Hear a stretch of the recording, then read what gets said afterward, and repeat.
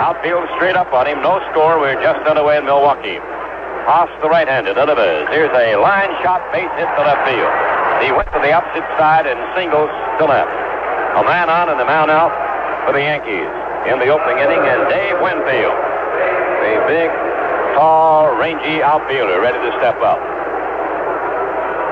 Well, they paid him a lot of money, but he played like a rookie. He plays the game hard, Winfield. He's a great athlete. He's a fine fielder and a good hitter. Winfield batted .294 for the Yankees. Had 13 home runs and 68 runs batted in.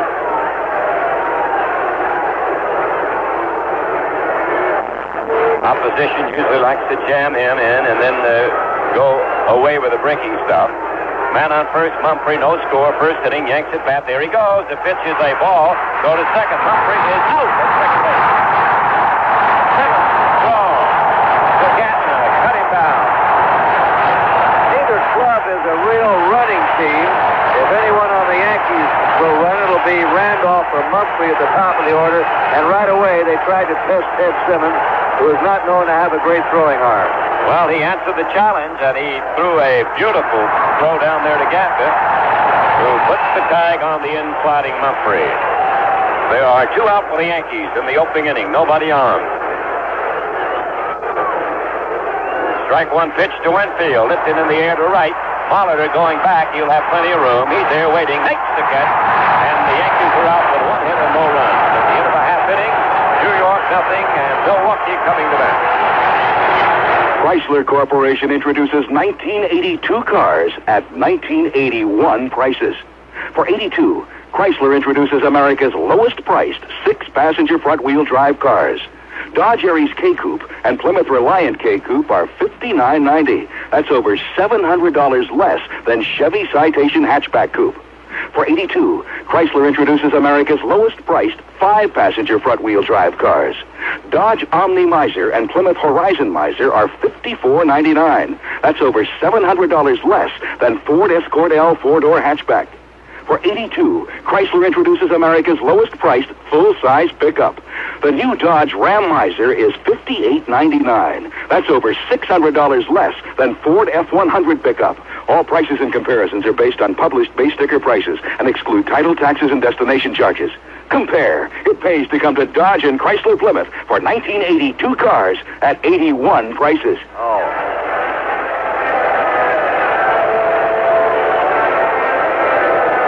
Well, the Yankees picked up a single off the bat of Mumphrey in the opening inning and couldn't move him along. He was cut down stealing. Everybody else went out, and now Mr. Guidry, the very fine left-hander, emerging from the bullpen and trotting in toward the middle of the diamond to start his tune-up tosses. It'll be Molitor, Yount, and Cooper are the first three batters. And Kurt, this Brewer team, very much like the Yankees, they've got to get those first two guys on. They're the ones who do the job, Molitor and Yount. They're both good hitters, both good contact hitters, and both good base runners. Probably the best two base runners on the team. That's right. They're the men that make it go, and behind them is a lot of power, excellent hitting, and Cooper and Simmons, even though he has a low batting average, has knocked in big runs. Gorman Thomas, a power man. Ogilvy. The Yankees know that this is a power-laden club. But in Guidry and Righetti and John and those starting pitchers with Gossage in the bullpen, they think they can keep anybody down. And everybody talks about power on both clubs, but pitching is probably going to decide it just like it will in the other series. Absolutely. It's always the pitching. Guidry is an excellent pitcher. He's got a good slider and a good fastball. He's a great athlete. He's a fine fielder. 25-game winner, you remember, back in 1978, when that year he had an earned run mark of 1.74. And this year he won 11 and lost 5 and had one of those victories over the Milwaukee Brewers. So it'll be Cerrone back at the plate, Nettles at third, Milbourne at shortstop, Randolph at second, Watson playing first base, Jackson in right for the Yankees, the center fielder Mumphrey and the left fielder Winfield. And here is Paul Molitor, who is the right fielder, a young man who came up as a fine infielder. Buck Rogers decided he wanted to use him in the outfield because Gatna had done such a good job at second base. Molitor leading it off, batting .267. couple of home runs for Paul, 19 RBIs in the shortened season. And the hard-throwing left-hander Guidry winds and pitches, and Molitor taps one foul back at the plate. Robin Yount waiting at the on-deck circle. Outfield is straight away on a cool evening in Milwaukee's County Stadium. A lot less than a sellout crowd here. Here's the pitch. He takes a fastball high and away. 1-1 the count on him. The Yankee scouts think the key to stopping Milwaukee, as you said, is to stop Molitor and Yount. If you do that, you can stop their club. Now the pitch. He swings and does not get the breaking ball. And the count is 1-2 on Molitor. With 2 strikes on the batter, Nettles, the veteran third baseman, backs up. Outfield plays him straight away. Guidry heaves aside, gets his sign from Rick Cerrone, winds and delivers. Here's a high pop-up over near first base. Watson in foul territory is there, and he has it for the out. Molitor fouls out to Bob Watson, and the Brewers are underway. And they're half of the first inning. The game scoreless in Milwaukee. Here's Robin Yount. Robin ended the season with a hot streak. He had hit safely in 12 straight when the season ended. Had a big home run against your club, He had a big home run and beat the Tigers. He sure did. Yount batting .273 for the year, 10 homers and 49 RBIs. Guidry into the windup, kicks and delivers, and there's a high foul that'll reach the seat. Out of the reach of Cerrone, he chases it back, but it's into the lower deck. Good sign that Guidry has stuff tonight. His fastball is coming in and tailing away from right-hander just a bit. The first batter, Molitor, fouled out the first, and that was nearly a foul ball that stayed in play to the right side. So Guidry has his right-hander swinging a little later. That's right, and usually Yount is a low ball hitter. And unlike most hitters, he likes breaking stuff. Now let's see what he gets on strike one. There's a fastball fouled away. Not getting around on that fastball from Guidry. Strike 2, the count on Robin Yount. No score in the opening inning. The Yankees failed to score in their half. Milwaukee batting with nobody on and 1 man down. Well, Guidry checks again with Rick Cerrone. And he kicks and delivers. Here's a pitch in too close. Down around the knees, and the count now 1 ball and 2 strikes on Robin. He stands deep and likes to move into the pitch. Guidry into motion again. The 1-2 serve on the way. Swung on a bounding foul down toward third base. And Harry Warner, the third base coach, makes a good grab of that one. Robin Yount is in his 8th major league season. But he is still only 26 years old. Just reached his 26th birthday at the middle of last month.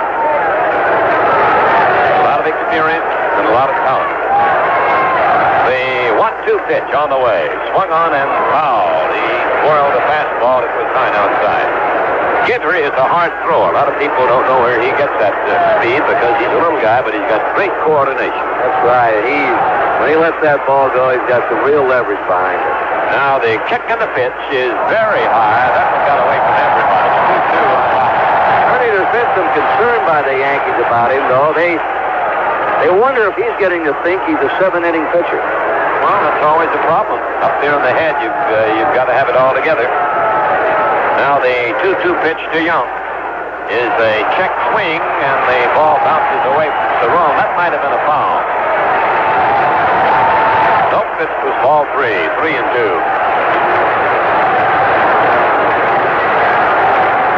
Big umpire Ken Kaiser out there second base. He didn't have his equipment about an hour or 2 ago. But I guess he got it in full uniform. Here's the 3-2 pitch. Is a ball in too close. He walked it. And that is the first runner for the Brewers. They 1-out walk to Robin Yount. Cooper will be the batter. And the crowd reaction, they're pronouncing the first syllable of Cooper's name. They're not doing it. Talking about Mr. Kaiser, when he said that his uniform was here, his umpiring cohort, Dale Ford said, well, there's a set and awning place right down the street there, Kent. That's how big he is. Here's Cooper now. He is a great hitter. Probably the best in the league. One of the best in the league, let's put it that way. He didn't win the batting title. Arnie Lansing won that. He batted .320 with 12 home runs, and he takes a strike. He may be one of the least known best hitters in baseball. He very quietly last year hit .352, but George Brett was flirting with .400, and Nobody talked much about Cooper. And he knocked in 122 runs last year, too. Coop swings and fouls it away. That'll be out of play over to the Yankee dugout. 2-strike count on him. He's got a very unusual stance. He opens up and bends at the knees, sort of a stomachache crouch up there. Pulls that front foot back, leans in, waves at that back and forth, and it's semicircle. There's a throw to first by Guidry, and Yount is back in time. Outfield does not play Cooper to pull the ball very much, but he will pull it at times if he gets his inside pitch. Now the strike 2 delivery. Swung on, there's a fly ball into the deep center. Humphrey going back. He's there, reaches, makes the catch, and Cooper is out. So that's 2 down, and Ted Simmons, the switch batting catcher, will come up now batting right-handed. Simmons hitting 216. He's a better hitter right-handed than he is left. Batting 257. Right-handed and 199 left. He's had some very valuable hits to this ball club this year, although his average is not high. Knocked in a total of 61 runs. No score first inning. Milwaukee bat. Throw to first. They've got it picked off. There's the throw by Watson. Wild getting by Randolph, and safe in second is Robin Yount. They had him picked off, and Watson's throw to Randolph in second got by the second baseman. Backed up by Winfield in left. He got out of the trap. Looked like a pretty good throw, Ernie. I don't know whether it nicked the base runner or blocked the vision of the second baseman, Randolph. Like right off his glove. Sure did. Randolph missed that ball. It wasn't that bad a throw. Man on second. Here's the pitch coming up now to Simmons, and he swings and doesn't get a breaking ball in tight on the hand. Strike 1 to count on him.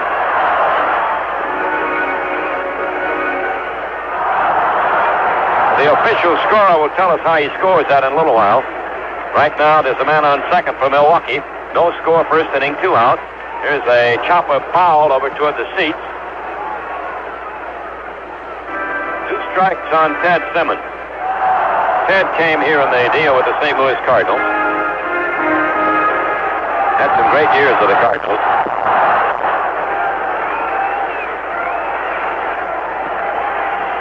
Now the set by Guidry. The pitch is swung on and missed, and he struck him out. The inning's over, and it is no runs and no hits, 1 error, 1 man left for the Brewers, and at the end of 1, the game is scoreless.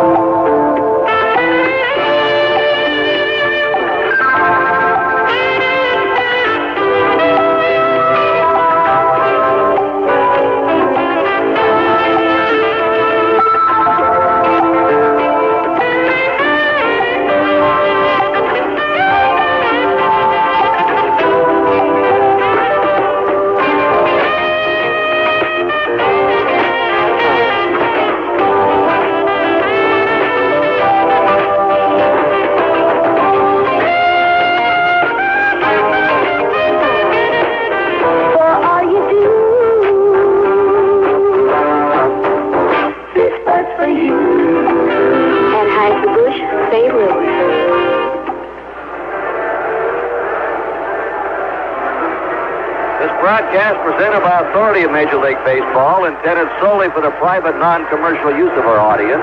Any publication, reproduction, retransmission, or other use of the descriptions and accounts of this game without the express written consent of Major League Baseball is prohibited. And a reminder for you to join CBS Radio Sports here at County Stadium for Milwaukee tomorrow at 3:07 Eastern Time on many of these same CBS radio stations for Game 2 of this series between the Yankees and the Brewers. Reggie Jackson came in yesterday working out, taking hitting practice, and the writers asked him about the Yankees' sort of lackadaisical play in the last part of the season. He said, listen, in the playoffs, it doesn't matter what you've done before. It's just like following the bouncing ball. Sing along and follow it, and whatever happens will happen. Pretty good description of that. Pretty good description from Mr. October. a fellow who seems to rise to the occasion, Reggie Jackson. Batted .237 for the Yankees during the season, 15 home runs, 54 RBIs. He was under the 200 mark with about a month to go. Now Moose Haas delivers, and there's a line drive base hit by Reggie. He weighs in with a single to right field. Molitor picks up the ball and guns it back into Gaffner, the second baseman. Jackson has the second Yankee hit. Each team had a runner the opening inning. Milwaukee put a man on the walk, and the Yankees got a hit to put a man on. Neither team able to score, and here comes Greg Nettles, the veteran third baseman, coming to bat. Man on first. The infield will be up a little bit on Greg, and the first baseman Cooper will hold over there on the bag. Nettles batted .244 with 15 homers and 46 runs batted in. He was a tough hitter against Milwaukee pitching.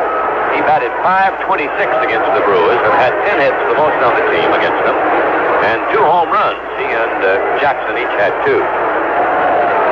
And it was 6 RBIs for him. There's a strike call, a fastball over. Well, the official scorer has told us there's no error on that play. He scores it as a stolen base. He figured that the runner had the throw beaten anyway. 1 strike on Nettles, no score. We're in the second inning in Milwaukee. The Yanks at bat. Haas delivers, and there's a foul out of play. It'll be upstairs, and a pretty good catch by one of those upper deck outfielders. Strike 2, the count on Nettles. Outfield around to right on Greg. 37 years old now. Bando, the 2 third basemen, are the same age. Here's the pitch. Swung on a bounding ball to short, maybe 2. Gun over to Gaffner. 1. The relay. Double play. Jackson out at second. Nettles out at first. That's the best double play combination in the American League. Yount and Gaffner, they get rid of the ball quickly, and both hang tough at second with runners coming into them. They can turn it. Yeah, Gaffner didn't give any ground there. Jackson came in hard on him, but he made his relay to Cooper and made it in time. Here's Oscar Gamble coming to the plate now. The DH for manager Bob Lemon. Oscar hit .238 during the season, had 10 home runs and 27 RBIs. He's always a long ball threat. Left-hand batting Oscar Gamble. Moose Haas on the mound. Young man from Maryland delivers, and it is a strike. He hit the outside corner with a fastball. Ernie, I'd say it's important for Moose Haas to get off to a good start here. He's 25 years old, his first championship game, and this could really settle him down, give him some confidence. There's a breaking ball in the dirt, and the count on Gamble now 1-1. Yankees have picked up a couple of singles. Double play erased that man who singled in this inning, Reggie Jackson. The game is scoreless. We're in the Yankee part of the second at Milwaukee. Outfield pulled deep to right on Gamble. The pitch is swung on and missed. Great changeup. Good pitch. He pulled the trigger too soon on that one, Gamble did. That might have been his new pitch, the split-fingered fastball, which is really a force ball. Comes in and drops off at the plate. Now the 1-2 delivery. There's a pitch low, and the count 2-2 on Oscar.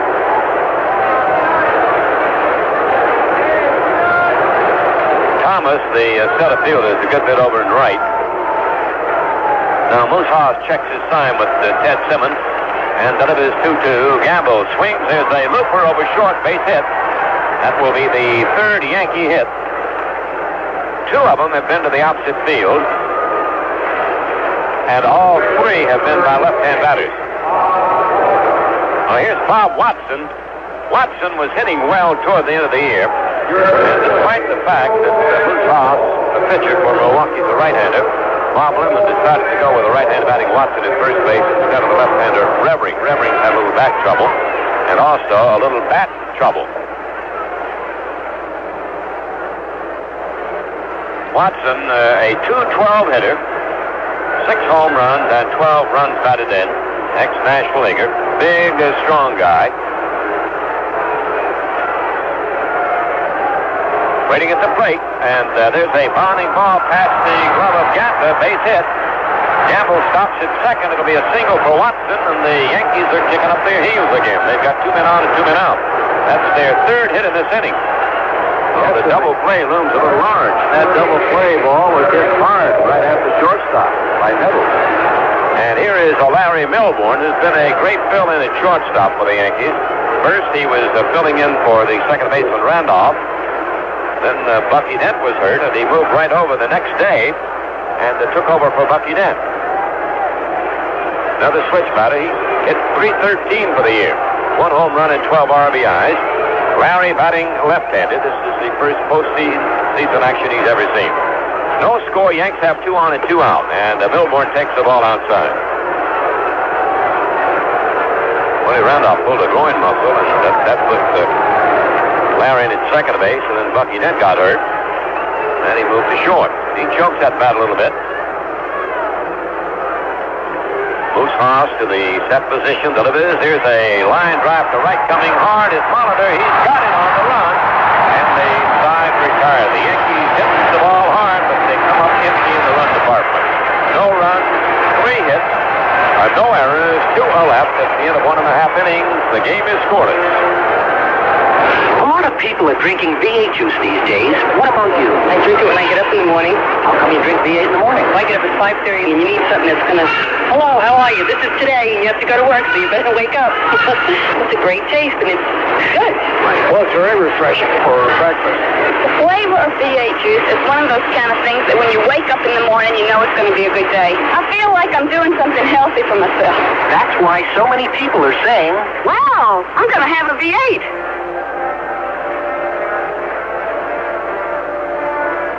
In the National League East, the Montreal team beat Philadelphia 3-1. The Expos have a 1-0 lead. In the West, Houston blanked Los Angeles 1-0 in the 11th inning, and the Astros lead 2-0. Now let's go to Royal Stadium for this recap. Harry Caray in Kansas City. There are 2 teams en route to Oakland where they resume play Friday night. One of those 2 teams has won the first 2 games of this playoff. That team is the Oakland A's. Steve McCatty did it today, a 6-hitter, as Oakland beat Kansas City 2-1. Tony Armas, the big hitting star, 4 out of 4, 2 singles, 2 doubles, and he drove in both runs. So, it's Kansas City dropping another game here tonight to Oakland by the score of 2-1. Let's go back to Milwaukee. Quite some pitching Oakland presented there in those opening 2 games. They've allowed 1 run. And how about the Houston pitching? They've given the Dodgers only 1 run in 20 innings. Yes, sir. A couple of 2-0 leads there are going to be hard to top, I would say. And a big win for Montreal today, Ernie, when Steve Rogers beats the ace of the Phillies, Steve Carlton, 3-1. That's got to make the Expos feel good. Well, here's Gorman Thomas, who is the big hitter on this ball club, the big home run man, and a very fine center fielder, unrated defensively, really. He's a good center fielder, but they pay him mostly to do some heavy hitting. Thomas, with 21 home runs, 65 runs batted in this season, and his batting average was .259. Young man from Charleston, South Carolina, makes his home up here in Wisconsin now. Dad was the postmaster down there in Charleston. He's stepping in now to face Guidry, who did not give up a hit but allowed a walk in the opening inning, and it was a stolen base for Robin Yount that got him to second, not an error. Here's the pitch, and it is a strike on the outside corner. Mr. McCoy said so. No score, second inning. Milwaukee at bat against the Yankees. For the most part, Guidry's pitching those right-handers away, Ernie. He sure is, keeping that ball outside. Didn't want him to pull it. Here's the windup and the pitch. There's one in close, and he backed him up with a fastball. 1-1.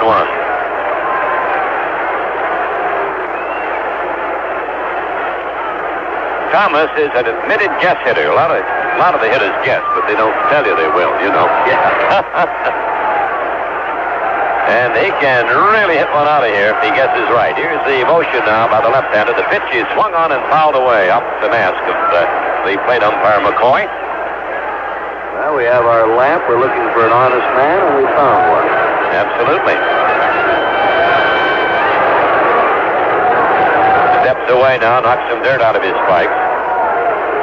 Milwaukee traded Thomas to Texas in the fall of '77 and bought him back the next February. He didn't get to play for Texas. He came right back. Here's the 1-2 pitch. He takes the wide one. That's a trade I like, when you trade a fellow away and say, hey, wait a minute, we were wrong, let's get him back again. A lot of clubs won't want to admit that. That's absolutely right. 2-2 the count on Gorman now. Guidry peep close together, gets his side, winds, delivers. Here's a cut and a miss, and he struck him out. That'll be the second strikeout for Guidry. Guidry is still a strikeout pitcher. He led the Yankees in strikeouts, but he doesn't rack them up as he did a couple of years ago. Here's Ben Oglivie, the left-hand hitting outfielder, 243 batter, a slashing type hitter, very aggressive at the plate. 14 home runs and 72 runs batted in, up among the leaders in RBIs. He likes the low fastball. There's one outside, a breaking pitch that caught the outside corner. These Milwaukee left-handed batters will get their fill of lefties. Tommy John tomorrow, Dave Righetti in the third game in New York, all lefties. Here's a cut and a miss. He took a wild swing at that one, and the count is strike 2 on Oglivie. No score, Milwaukee, second inning. The Brewers at bat. They've got one out and nobody on a cool evening in Milwaukee. The wind up in the pitch. Fastball missed the outside corner. That was fairly close, 1-2. Guidry generally has good control. That's no problem for him. Fastball, slider mostly. Here's the left-handed pitch. There's a fastball in the dirt. And the count on Ben is 2-2. Only one runner so far for Milwaukee. Yount had a walk in the first inning and then stole second. And they had him picked off, and the throw by Watson got by Randolph. There's a swing and a miss. He went for a bad pitch. Out of the strike zone on the high side, and Oglivie strikes out. That's 3 straight strikeouts for the Yankee left-hander Guidry. Sal Bando, the veteran captain of this team, had some great years, you remember, with the championship teams at Oakland. He and Raleigh Fingers, Reggie Jackson. Says he played against Reggie a lot, too. Sal takes that it is a high one, ball one on Bando. Ernie, he says this is his last year, and he doesn't want to coach or manage. He's in business now in Milwaukee, likes it here. Swing, there's a base hit into the left field corner, chased down by Winfield. He plays the carom. Bando going for 2, and he has a stand-up double. That's the first Brewer hit, a double by Bando.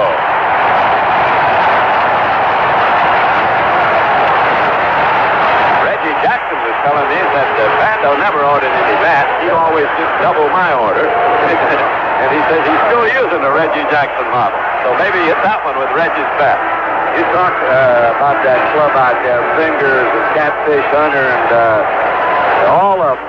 And when the club got torn up, when Catfish went into free agency, that opened the gate. That team might have won 2 or 3 or 4 more world championships. Not one of them was 30 years old yet, and they knew how to play the game, just arriving into their primes, all of them together. And a great team. Here's Charlie Moore now, batted .301 for the right-hand hitting catcher DH. He's a DH tonight, and he swings and misses on an outside breaking ball. Moore batted .357 against Yankee pitching. He was the leading hitter for the Brewers against the Yankees. They used him in the outfield some. He does some catching. He does some DHing. Here's a pitch, swung on and missed. That was a vicious cut, and Guidry gave him one down around the knees. Good pitch. No score, man on second. That's Bando. 2 out. Milwaukee is batted the second against the Yankees. Charlie Moore, the designated hitter, out of the batter's box, waiting on Guidry. Bando without too much of a lead at second base. Guidry kicks and deals. Here's a line drive left field. Here comes Bando down at third. He's coming home, and Milwaukee has the lead. Throw to second. He is out at second. The run will count. It'll be a single. Winfield cuts down 4 on the throw to Randolph, but Milwaukee takes the lead on the 2-out single by Charlie Moore. 1 run, 2 hits, no errors, and nobody left. At the end of 2, the Brewers won, the Yankees nothing. Around this part of the country, when one mentions Dick Clark, folks' thoughts turn immediately to hamburger. Big, juicy slabs of ground beef which totally cover and extend from the edges of the bun. Delicious homemade ice cream of various flavors. Pizza that Italians write home about. And you can eat inside or use curb service. Yes, if you're interested in records, you'll like Dick Clark's, because they make and break them at Princeton Oak Streets. Dick Clark's Drive-In. In Princeton, another WYER Sports Booster.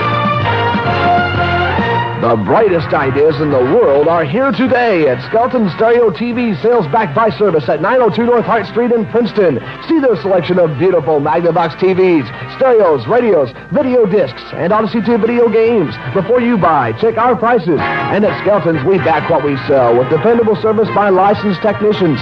Skelton Stereo TV in this location for 27 years. Folks know that if it's audio, if it's video, if it's Magnavox, it's Skelton Stereo TV Sales Back by Service in Princeton.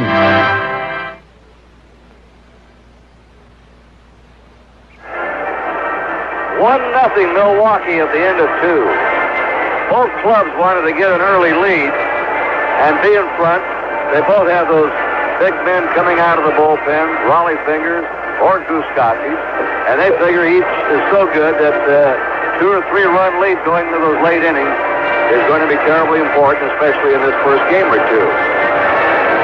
Looked like Gibby was going to strike out the side there for a while, Ernie. He struck out the first 2 men, and then suddenly, boom, a double and a single. Great throw, by the way, by Winfield in the second. Well, that shows you that Winfield is one of the best arms in the American League. He fielded that ball fairly deep, threw it on one hop into the second baseman Randolph, who put the tag on the runner, Charlie Moore, but the Brewers got that run in. Bando and Moore did it, a couple of veterans. Here's Rick Cerrone, who didn't have a very good year for the Yankees this season after breaking in with the Yanks with a fine season. Rick fell off a little bit with his stick. Batting .244 with a couple of home runs and 21 RBIs. Right-hand batter, Rick Cerrone, facing Moose Haas, the Milwaukee right-hand pitcher. And the breaking ball is low and away on Rick, ball 1. Ernie, remember him in the playoffs we did last year? Everything he hit seemed to be a line drive. That's right. He had a fantastic series. Here's the pitch on the way. He tapped one over the head of Haas. Fielded now by Gantner, and it went right through his legs. He was ready, and he took his eye off it. It went right through his legs. A high, slow hopper over the mound. Gantner charged. He was there, and it went right through his legs. And the hop just eluded the Fisher Haas, about an inch or 2 off his outstretched glove. So the Brewers chalk up an error on that one. Charges to Gantner. Puts the Yankee at first base, nobody down, brings up the top of the batting order, Willie Randolph. Willie, who came to the Yankees, you remember, from the Pittsburgh Ball Club. And he has been a great acquisition for him, a fine leadoff man for Bob Lemon's team. Bando has to play a little bit close on Randolph. He'll lay one down once in a while. Haas sets, the runner goes, it's a hit and run, he fouls it away. That one back into the seats in right field. Souvenir for a man from Brown Deer. Neither one of these clubs play too much hit and run. They will up at the top of the order with Randolph and Mumphrey, and also over on Milwaukee's side with Hollister and Young. They both handle the bat very well. And then you get down into the heavy part of the batting order, and they swing for the fences. There's a bunt toward first, and it will roll foul, fielded by Cooper. Strike 2 on Randolph.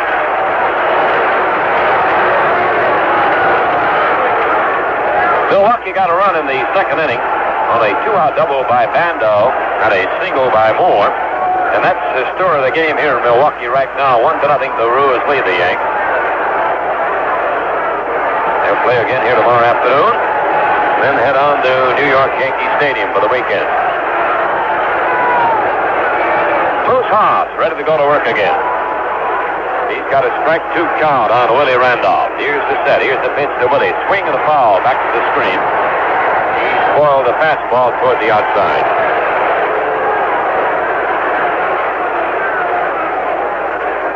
Haas first joined the Milwaukee club in 76. Then in 78, he tore a muscle in his arm. Had a very much of an offseason. Won only 2 games that year. Came back with 16 victories in 1980 and won 11 this season. Established himself as one of the aces of this staff. There's a chip foul into the middle. He fouled. Randolph tried to check his swing.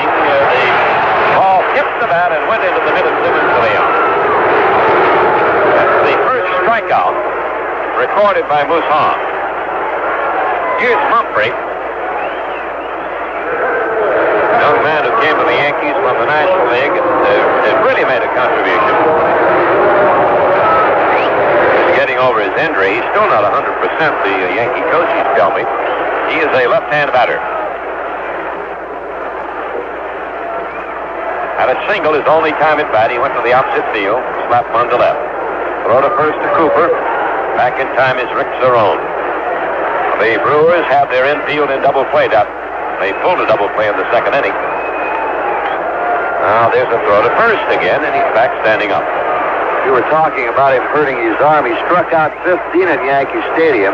His next start, he popped the tendon in his elbow at Fenway Park. And they say it popped so loud, Ernie, they could hear it in the press box.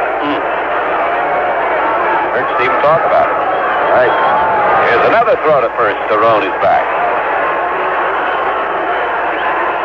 Humphrey is sort of the classic switch batter. He likes the pitch low when he's left-handed, high when he's right-handed. That seems to be the usual trend with switch batters.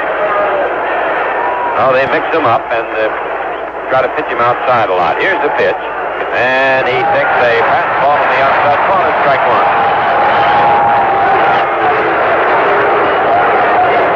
Tyler, Texas is Jerry Mumphrey's hometown. Broke in with the Cardinals, played there 6 or 7 years, went to San Diego, and then to the Yankees. Here's the set by Haas. Runner goes. Pitch is swung on, hit on the ground to short. Now Gantner comes over and grabs it and throws to first in time for the out. Gantner came all the way from his second base position in front of the shortstop. Got that ball and fired to Cooper. That is one of his assets. A big range. He could range right, left, go back on the pop-up. One of the widest rangers of any second baseman in the league. But the hit-and-run maneuver did move Cerrone into second base and negated any chance of a double play. Here's Dave Winfield coming to the plate. The big right-hand batting left fielder hit a fly ball to right for the final out of the first inning. He's 0 for 1. Been around quite some time now. This is his first chance ever at postseason play. Well, with the San Diego Padres, they just didn't get in there. Never played in the minor leagues. Here's the set and the pitch. He swings as a high fly. Deep center, Thomas going back. He's there. He reaches, takes the catch in front of the wall. Thomas ranging deep into center field, takes that one away. And it's no runs, no hits, 1 error, 1 man left at the end of 2.5 innings. Milwaukee won, the Yankees nothing. Chrysler Corporation introduces 1982 cars at 1981 prices. For 82, Chrysler introduces America's lowest priced 6-passenger front-wheel drive cars. Dodge Aries K-Coupe and Plymouth Reliant K-Coupe are $59.90. That's over $700 less than Chevy Citation Hatchback Coupe. For 82, Chrysler introduces America's lowest priced 5-passenger front-wheel drive cars. Dodge Omni Miser and Plymouth Horizon Miser are $54.99. That's over $700 less than Ford Escort L 4-door hatchback. For 82, Chrysler introduces America's lowest priced full-size pickup. The new Dodge Ram Miser is $58.99. That's over $600 less than Ford F-100 pickup. All prices and comparisons are based on published base sticker prices and exclude title, taxes, and destination charges. Compare. It pays to come to Dodge and Chrysler Plymouth for 1982 cars at 81 prices. Well, Mr. Gowdy just spilled the first cup of coffee of the postseason. That's right. We're underway, right? Yeah, we've christened the broadcast. Now we're ready to go. Talking about skipping the minors with Mr. Winfield, there have been a lot of great ball players who never played in the minor leagues. Al Kaline comes to mind, Bob Horner, Bob Feller, Mel Ott, Ted Lyons, Ernie Banks, Frankie Frisch, Walter Johnson, Herb Pennock, Eddie Collins, quite a few. But it is really a feat to make it in the big leagues without having any minor league experience. And Winfield's done that. I remember reading about Mel Ott. He was 17 years old up with the Giants, and John McGraw said, I'd never send him out to let somebody mess him up. Yeah. He'll sit right here with me if he asks me for a few years, right by me in the dugout. And John McGraw said, "Did you ever play outfield?" He said, "Well, I did when I was a kid." Nice man, Mel Ott, and a great ball player. Well, here's Gantner coming to bat now for the Milwaukee's. He'll lead it off in the last half, the third. Milwaukee 1 run, 2 hits, 1 error. The Yankees still run 4 hits and no errors. Gantner batting .267 with a couple of home runs this season and 33 runs batted in. Guidry delivers, and the pitch is low to Gantner. Batting in the number 9 slot for Buck Rogers. There's a cut and a miss. Buck Rogers in his first postseason managing in the big leagues. Bob Lemon's an old-timer. He's used to these situations. Here's the wind-up of the pitch. It is a ball, though. Really, Gantner is a pesky hitter. Hit over 260. But he's good down in that number 9 spot. If he gets on, then he's got that top of the order behind him, and he moves pretty well on the bases. 2-1 pitch to him. Swings. It's a loop to the left. It is a fair ball at the corner. Winfield chasing, picks it up. Gantner digs for 2. Winfield throw, not in time. Cut off by the shortstop Milbourne. A double by Gantner. The third hit off Guidry, and they've come from the bottom 3 men in the batting order. Bando, Moore, and Gantner in succession. Harry Warner, the third base coach, a veteran of many a minor league campaigns, he never played in the majors, has a word or two now to Paul Molitor, the leadoff man who'll bat next. First time up, Molitor fouled to first base. Guidry, the lean left-hander, working on the mound for the Yankees.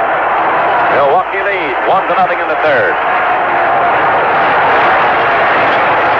They've got the infielders in at the corners. Nettleton, Watson at third and first.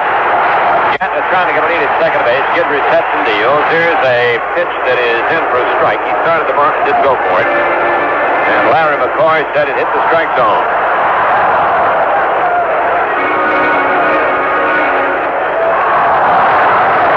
Guidry spent about 4 or 5 years in the minors, then made it to the Yanks. The left-hander sets and deals. Here's a bunt in front of the plate. Cerrone can't pick it up. Now grabs it, throws to first base. Everybody's safe.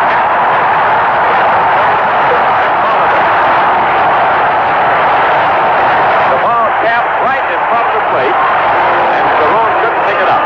Well, he was looking down at third base to see if he had a play on Gantner. Took his eye off the ball, reached back down again, couldn't secure a grip. Well, that puts pressure on Guidry and the Yankees. The Brewers now have runners at first and third. Nobody down. They lead in the third inning, 1-0, and Robin Yount, who walked the first time, steps up. That is an error charged to the catcher. And probably no sacrifice. Here's the set, the pitch. He takes the strike. Not a very good bunt by Molitor, and probably Cerrone could have had that man at third. 1 strike on Robin Yount. Guidry to the set position, delivers. Here's a fly ball into the left field. About normal depth. Winfield is there, makes the catch. Here's the tag at third. Gantner coming home. He'll score 2-0 Milwaukee. Holding at first will be Molitor. Robin Yount drives home a run with a sacrifice fly to left.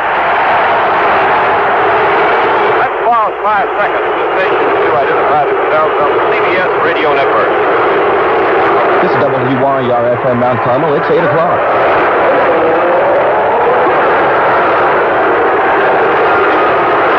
Milwaukee in the lead here in Milwaukee. 2-0 over the Yankees. The Brewers have a man on. 1 man down. They've scored their second run here in the third inning against Guidry. And Cecil Cooper, who flied to center field his only trip, will be the batter. Left-hander against the left-hander. Toss over to first. Back in plenty of time with Molitor. Molitor probably the best base runner on the team. Trying to edge off now, get a lead. There's a line drive to right. It'll be a hit. Molitor holds at second. The ball picked up by Jackson and rifled back into Randolph. And the Brewers are brewing here. They've got a 2-0 lead. They have 2 on, 1 away. Well, they won 15 of their last 23 games. They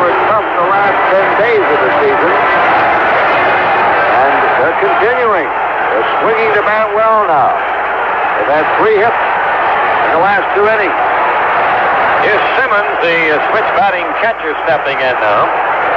Runners at first and second, 1 man down. The infield in double play depth on Ted Simmons. Guidry checking his sign with Cerrone. There's a throw to second, and back in time is Molitor, beating the tag by Randolph, who ducked behind him.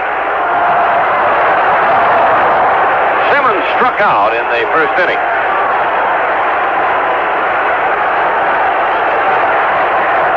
Watson playing a deep first base behind the runner over there, Cooper. Simmons swings with the line drive. Great catch by Nettles as he dived toward the line, back a third, and speared it. The runners get back and hold on. Boy, that looked like a sure double into the left field corners. Greg Nettles, who made all those titillating plays in the 78 World Series, diving left, diving right, just made a great one, diving across the foul line that time. Fantastic play by Nettles. Saved some runs there for Guidry, and here comes Gorman Thomas. The hard-swinging center fielder struck out the first time at bat.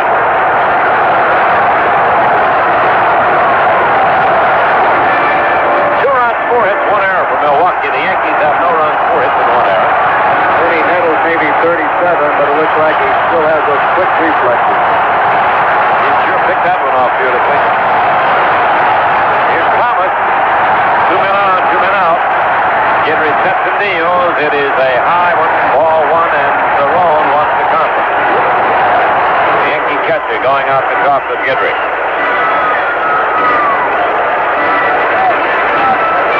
Rose got a run in the second on a 2-out double by Bando and a single by Charlie Moore. They scored again here in the third on a double by Gaff and went to third when Cerrone bobbled the bunt off the bat of Molitor. Then came home on a sacrifice by Robin Young. 2 men on, 2 men out. Guidry sets and deals. It is a high one, ball 1, and Cerrone wants the conference. The Yankee catcher going out to talk with Guidry.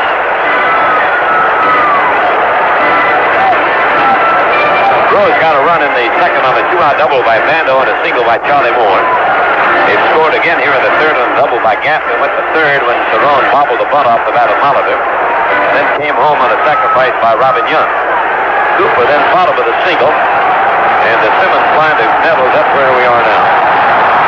Thomas trying to deliver those 2 runners. Waiting on the 1-0 delivery from the left-hander Guidry. He takes a fastball low. Over the low. 2-0 on Gorman.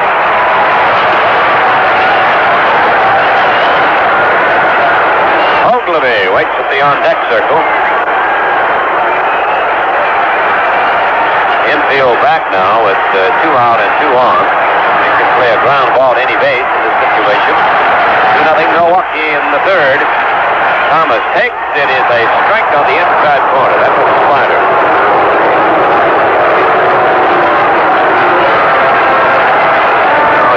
Out for a moment.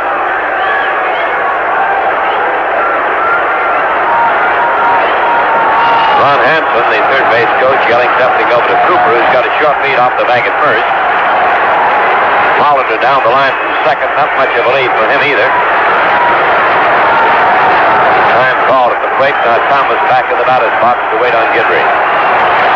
The left-hander ready. Kicks and deals. Here's a bounding ball to deep short. Left by Milborn. Throw to second to Randolph to get the 4th out on Cooper, who retires his side. The Brewers do some damage. They pick up 1 run. 2 hits, 1 error, lead 2. And at the end of 3, Milwaukee 2, New York nothing. Many hotels may match Hyatt in price, but few come even close to matching the originality, innovation, and service that Hyatt has pioneered. Experience the difference in 97 locations across the country and around the world. A touch of Hyatt, the basis for comparison that means you get your money's worth. Weekend packages offer still more value. For reservations, call your travel planner or 800-228-9000. This is Rob Armstrong, CBS News. Egypt's parliament, in a vote, declared unanimous, nominated Vice President Hosni Mubarak to succeed Anwar Sadat. Mubarak will be the only candidate in a referendum now scheduled next Tuesday.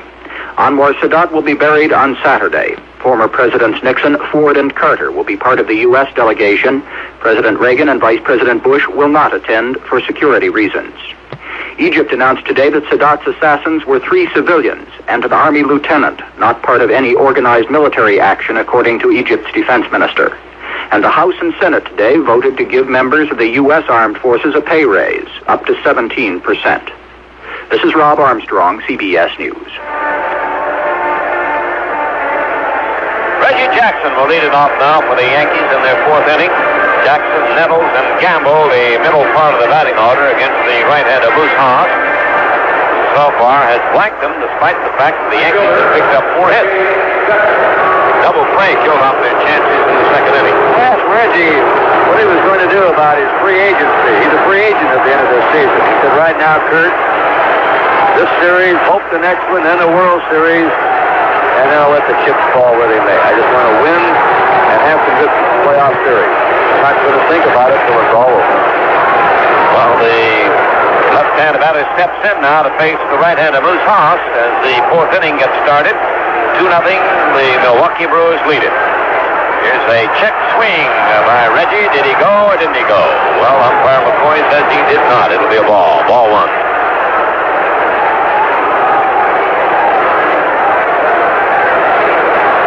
Native from Baltimore, Moose Haas gets his sign now, works again to wind up the pitch.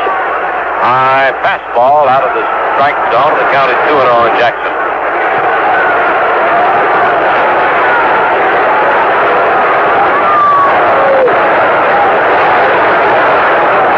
Five-year-old outfielder Reggie Jackson waiting on the 2-0 delivery. Here it comes. He takes at the breaking ball that missed the inside corner. Haas thought he had a piece of it that time. Larry McCoy didn't agree.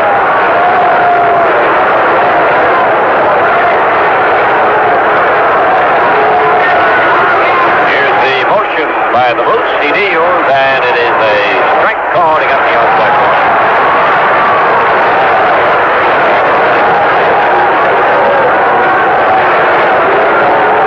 Jackson leading now for the Yankees in the 4th inning. Here's the motion by the right-hander Haas. He pitches. Jackson takes, and it is a base-on ball. A high fastball.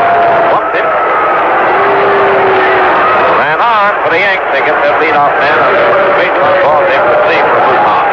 In the first 3 innings, Haas has thrown 26 pitches. Guidry, 47. Quite a difference between those two. Here's the Nettles. He bounced into a double play in the 2nd inning, hitting a hard ground ball to the shortstop, Robin Young. Nettles played straight up by the outfielders. Jackson not much of a lead at first base. And there's a high pop-up into short center. Going back is Young. Coming in is Thomas. Thomas is there. He has it. And there's 1 out and 1 on. First ball hitting. Nettles. It's a short fly to Thomas in center. Here's Oscar Gamble, who went to the opposite field last time with a single.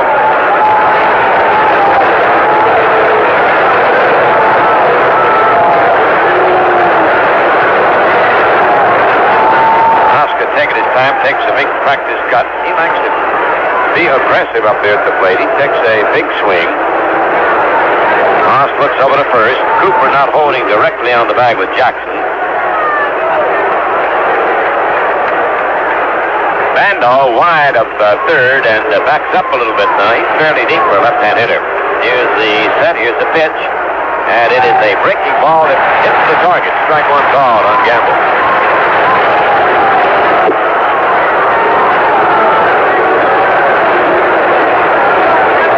Outfield around the left on him. There's a lot of territory between the left field of Ogley and the left field line. They're playing Gamble to pull that much. Here's the set, the pitch, and it is a wide one, low and away, 1-1 on Oscar Gamble.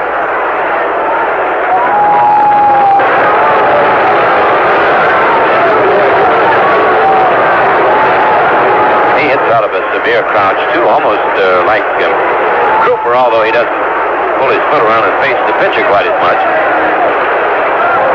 Here's a swing and a fly ball into the right field. It's deep. Oliver going back near the fence, and he leaps. He won't get it. The ball game tied on the home run by Gamble. A high fly ball over the fence and into the bullpen. Oliver went back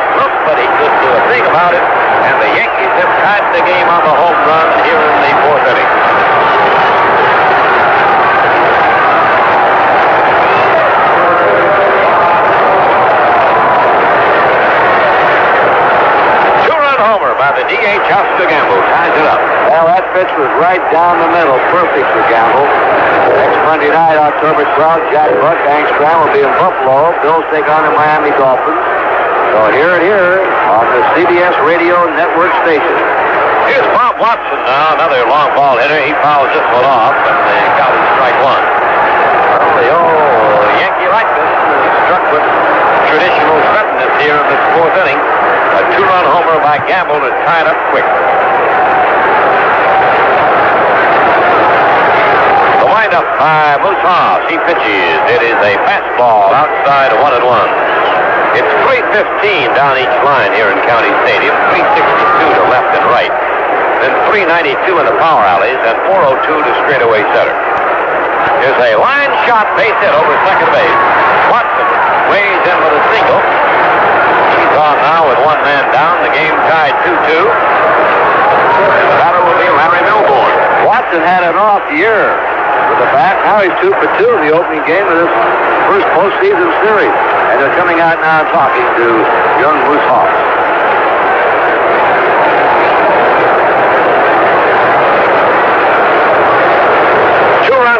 Hits for the Yankees. 2 runs and 4 hits for Milwaukee. Larry Milbourne, the switch batter, ready to step in. Buck Rogers going back to the dugout after a short little talk with his pitcher, Moose Haas. Rogers was a catcher in the major leagues, never reached any real stardom, not like his rival manager Bob Lemon did, who made the Hall of Fame, as you know, is a great pitcher. Well, here's Milbourne at the plate with 1 out and 1 on, and he chops one over the mound, charged by Yonah Short. He goes to first base to Cooper, not in time. A little hesitation caused him. He couldn't extract the ball from the glove quickly enough, and Milbourne beats it out. Big 2-hopper. He had to wait for that second hop to come up to him. Little look to second, and a split-second hesitation. You have to give Milbourne credit the way he scurried down that line. And that will be the 7th Yankee hit. They have tied the game. They have 2 men on and 1 man out. And the 9th man in the batting order, Rick Cerrone, at the plate.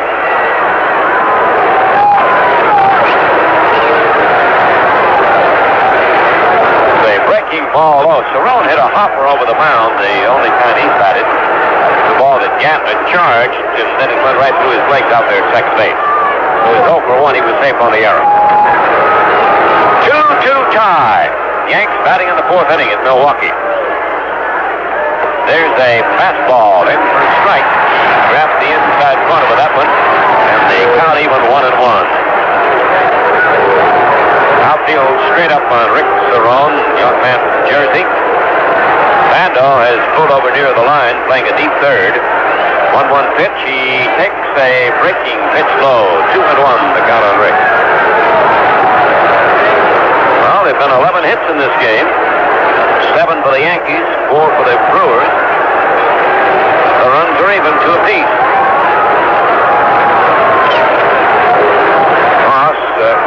Taking more time now between deliveries, sets and deals. Here's a drive for left. It's hooking. It will be a foul into the seats in left field. Got out in front of that one. He's not only had 11 hits by the 2 teams, but some of the outs have been hard hit balls, line drives, and Whitfield has hit 2 long flies, one to right and one almost to the center field wall. I'd have to say that these pitchers aren't fooling anybody too much. 2-1. That is the count now on Rick Cerrone with the 2 men on, 1 man down. Let's see what Moose Haas will give him. The set, the right-handed deals. It is in too close at the belt.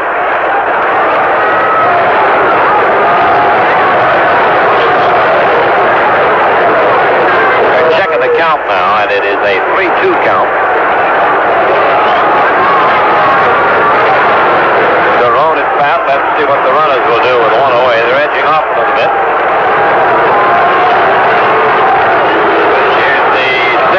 By Haas. The runners are moving. There's a drive to left, and it is a fair ball off the wall. In to score comes Watson. Rounding third is Milbourne. He's coming home. On to second goes Cerrone. The ball gets by the second baseman Gatner. He's backed up by Cooper. It'll be a double, and the Yankees have gone in front with a 4-run rally. A line shot down into the left field corner on the hit and run, and the runner is scored easily. Cerrone cruised into second base. The Yankee power exerting itself. Here comes Buck Rogers out now. That's going to be all for the starting pitcher, Moose Haas. This is Rogers' second trip to the mound, which means a change in pitchers. For the man at second base, one man down. And the Yankees have taken the lead 4-2 over Milwaukee. Right now, while we have the pitching change, a reminder, following Game 2 of this series, Ernie and I will be here tomorrow. That starts at 3:07 tomorrow afternoon Eastern Time. Then you can join Jack Buck and Joe Torre for Game 2 of the National League Eastern Division Series between Montreal and Philadelphia. Game time tomorrow night, 8:07 Eastern Time, on many of these CBS radio stations. And for those of you who didn't hear the scores, Montreal defeated Philadelphia today by a score of 3-1. Steve Rogers was the winner, a save by Reardon, and the loser was one of the aces of the Major League, Steve Carlton. Oakland beat Kansas City 2-1, second game in a row that the A's have defeated the Royals. They now lead 2-0, and they're going out to Oakland to finish it off. Although Kansas City's played better ball on the road this year than at home, they really have to swing the odds way in Oakland's favor. Houston at 11 innings down Los Angeles today, 1-0. So they lead in that series now, 2-0. Zambito, the winner in relief, and a pinch hit by Denny Walling was the game-winning blow. So Montreal and Houston, two teams that were second-half winners but not first-half winners, are in the lead and have the edge so far in their divisional playoff series. Oakland, the first-half winner, well on its way, unless Kansas City gets hot. And right now, the Yankees, the first-half winner, has jumped out in front of Milwaukee 4-2 in the fourth inning. A walk by Jackson started this inning on a 3-1 pitch. Nettles fly to center, then Gamble lofted a home run in the right center to tie it at 2-all. Watson singled to center.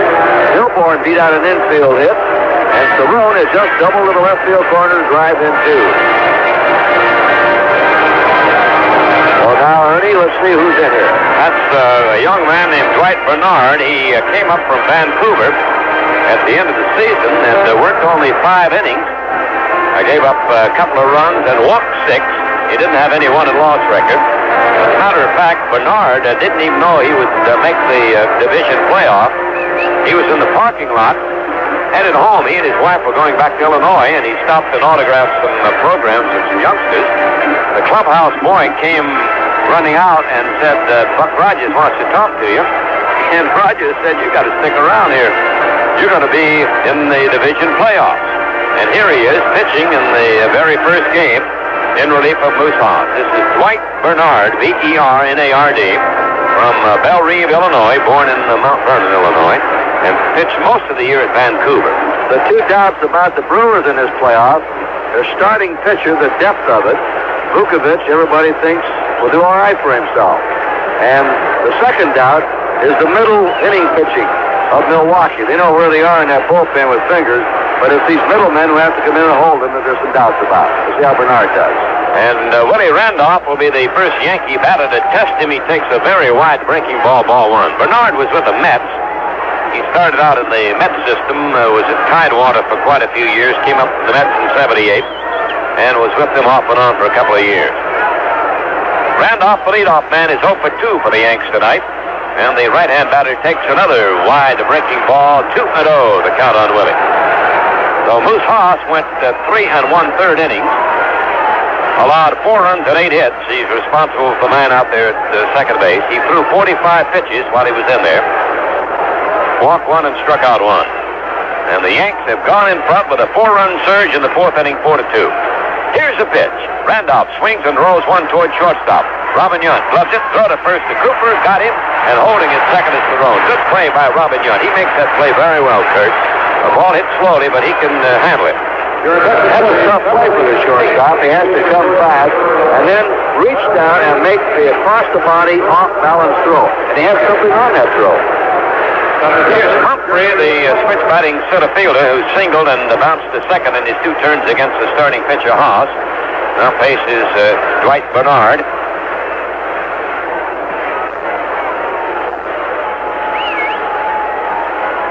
Batting left-handed still, and the right-handed sets and pitches. Here's a fly ball lifted into left center deep. Thomas going over. He's there. He's got it, and the side retired. So the new man, the relief pitcher Bernard, gets him out. But there's been Yankee damage. 4 runs in that inning on 4 hits and a walk. No errors. 1 man left. That at the end of 3 1/2 innings. New York 4, Milwaukee 2. They were big and fast and hadn't lost a touch football game in 2 years. Then right before the kickoff, they suggested Michelob Light for the winners, to which you replied, "You guys would do that for us?" It's Michelob Light. There's nothing quite like that rich, smooth taste of Michelob Light. It's Michelob Light.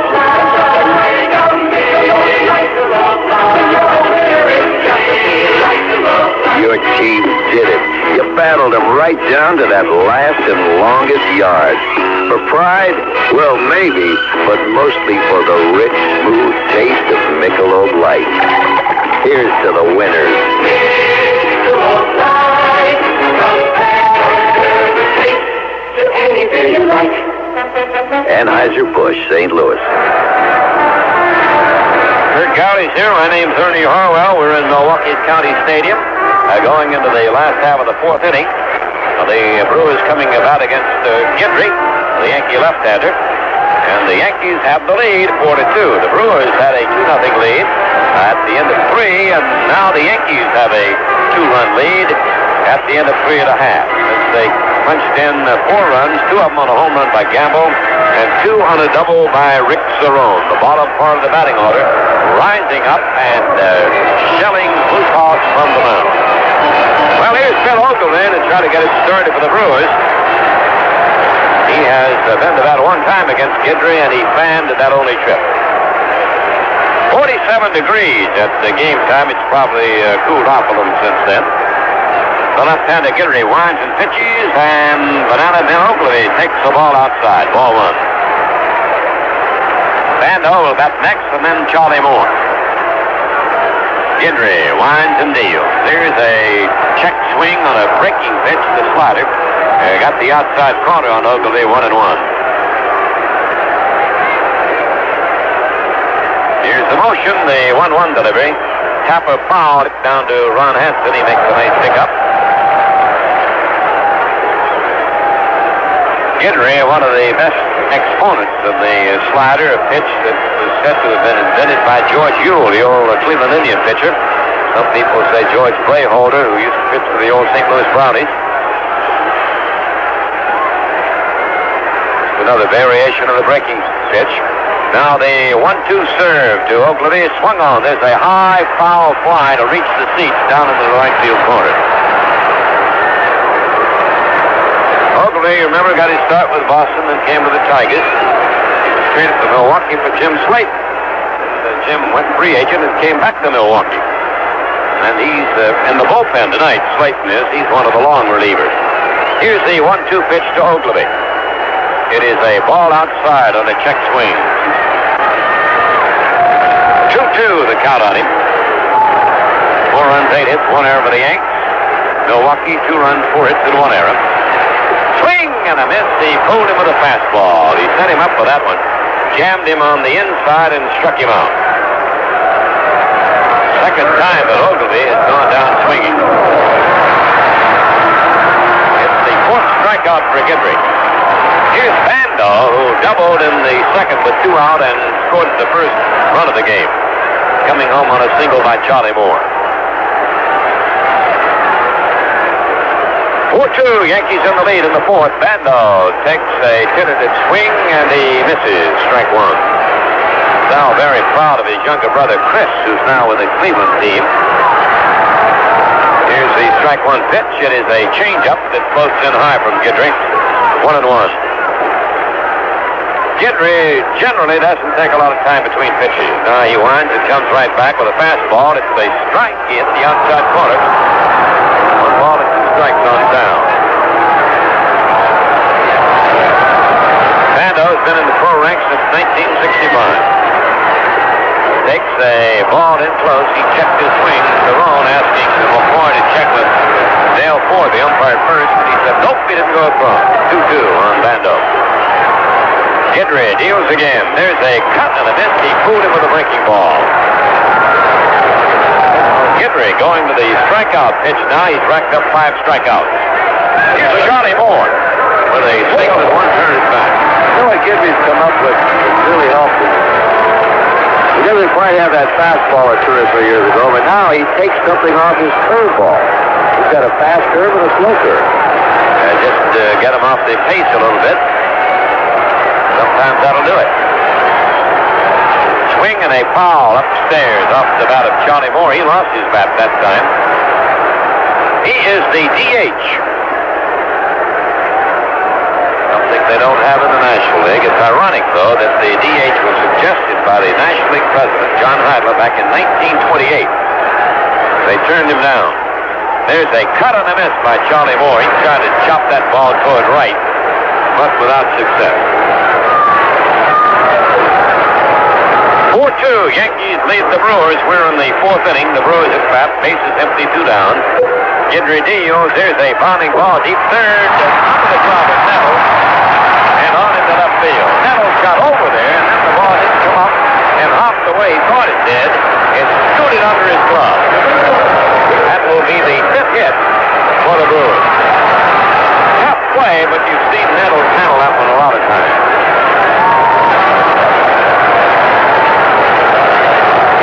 Who doubled and scored a run in the 3rd inning. Left-hand batting infielder. 2 out, a man at first base.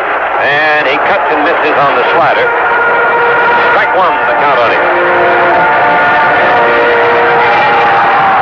Gantner grew up around these parts. Fond du Lac is his birthplace. Hales Corners is his hometown. It's a strike. He took one right through the middle. 2 strikes on Jim Gantner.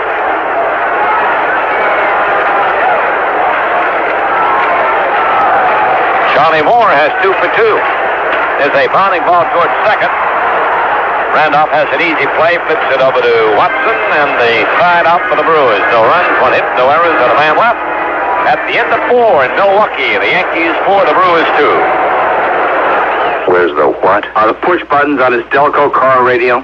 Sir, that's a Delco battery. Battery? Yes. That's probably the reason I can't find a slot to put in this Linda Ronstadt tape. Probably, yes. You've got 2 different divisions of General Motors confused, sir. The sound systems are made by Delco Electronics. Oh, I'm sorry. That's okay. I'm the vice president of Delco Confusion here in the showroom. I can't play this battery at all, then. No.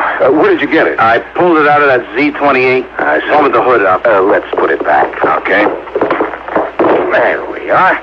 You didn't think under the hood was an odd place for a sound system? Well, I figured maybe Delco would just piggyback their car radio right under their battery. Well, that wouldn't work. Well, I'm not too electronically inclined. Sir, see that radio in the Camaro? It says Delco GM. Look at that. They put it right in the dash. Yes, they were the first to do that. They also made the first car stereo. They're miles ahead in sound experience. Well, you sold me. Could you let me hear some of that great Delco GM sound? I'd love to, but unfortunately somebody's disconnected the battery. Yankees have the lead here in Milwaukee, going to the 5th inning. Well, they picked up 4 runs and drove Haas from the mound in the 4th inning on 4 hits, and they lead the Brewers by a score of 4-2. Now the Yankees come to bat in the 5th. It'll be Winfield, Jackson, and Nettles to do the pitching. To do the hit, I beg your pardon. Well, we're well on our way to a big event. Nothing in sports makes more excitement than the World Series. And remember, it all begins on Tuesday, October the 20th. Make a date with us for CBS Radio Sports live coverage of baseball's finest innings, the World Series. The best of 7 begins October the 20th on most of these stations. Hear it here.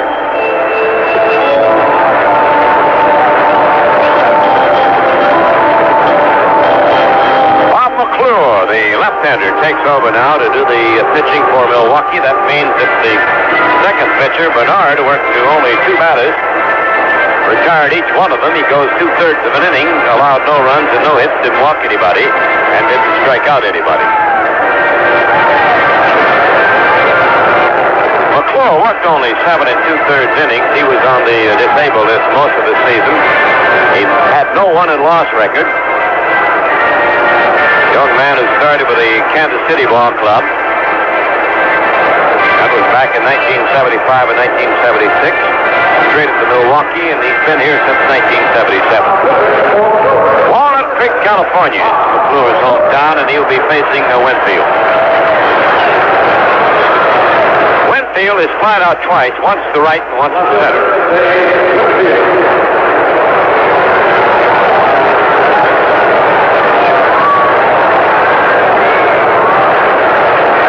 McClure's job trying to hold off the Yankees now and give his teammates a chance at Guidry. Winfield digging in, standing deep. He's settled himself in there now. 0 for the first 2 trips, and the pitch is the ball outside. 4 runs, 8 hits, 1 error for the Yanks. Milwaukee, 2 runs, 5 hits, and 1 error. Outfield is straight up and deep on Winfield. And the big guy takes a slow breaking ball that hits the strike zone, 1-1.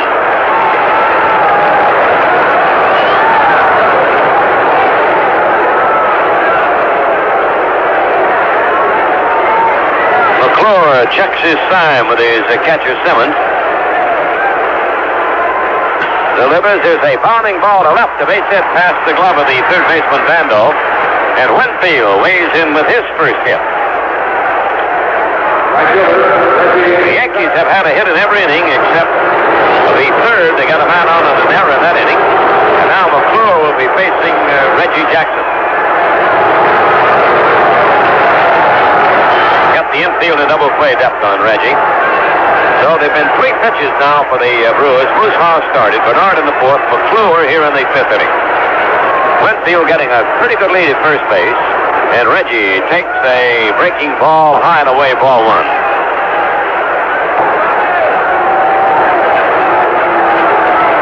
Most teams try to pitch away from Jackson. McClure deals one over to first. One of the best moves to first base in the league, Bob McClure, the left-hander.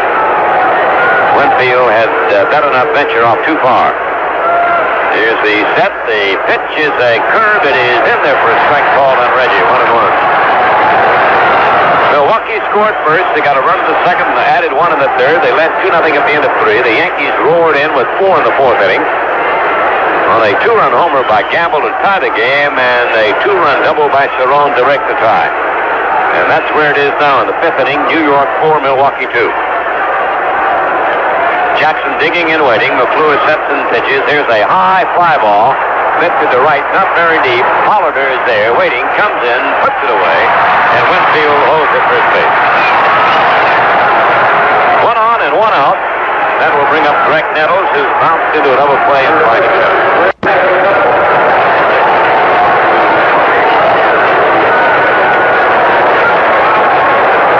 Cool evening in Milwaukee, Wisconsin. The Yankee bats got hot there in that 4th inning, roared in with 4 runs. They lead 4-2 over the Brewers. They're batting in the 5th, and here's Nettles. Vando backs up at 3rd on his counterpart. There's a foul up this way over a boot.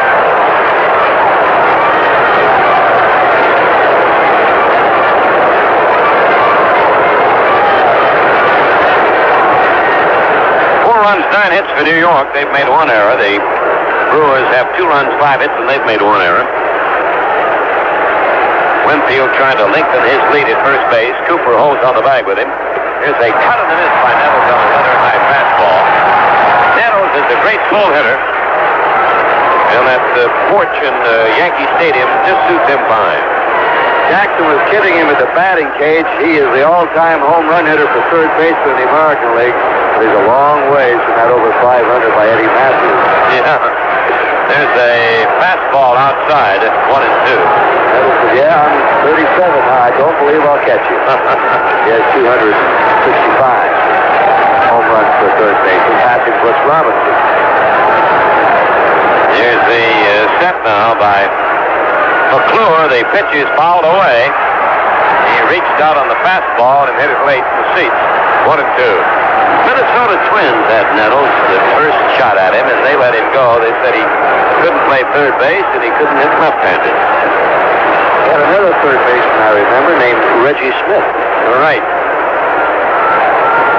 Now with the Dodgers. Now the set, McClure flips one over to first. Good stop by Cooper. He almost threw that one away. 4 runs, 9 hits for the Yanks. 2 runs and 5 hits for the Brewers. The Yankees are batting in the 5th. Infield and double play depth against Nettles, waiting on a 1-2 pitch from the third pitcher, McClure. Here it comes. He takes a wide curve. 2 wide, and the count 2-2.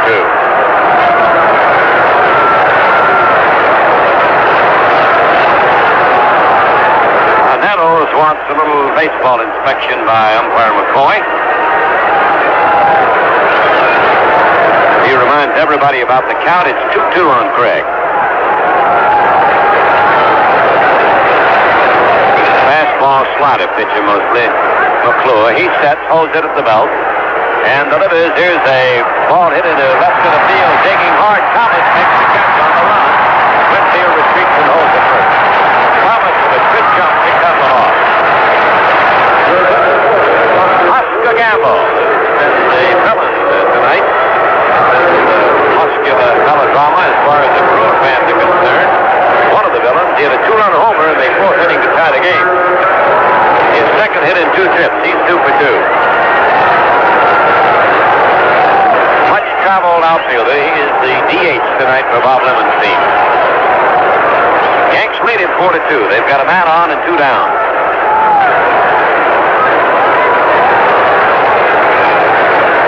Gamble with 2 hits. Watson, the man right behind him in the batting order, also has 2. They have led the Yankee attack tonight. There's a big wide curve, low and outside ball 1. Only 2 Yankees are without hits. Randolph is 0 for 3, and Nettles is 0 for 3. There's a curve over. McClure made a great move to first base that time. Winfield headed back with a pitch coming toward the plate. So it teases you with that knee as he takes his set. Now he throws over there. That one didn't fool him. Winfield back easily. Oscar leaning and waiting. 2 out, 1 on, 4-2 Yankees. Here's the pitch. He takes the breaking ball in. 1-2.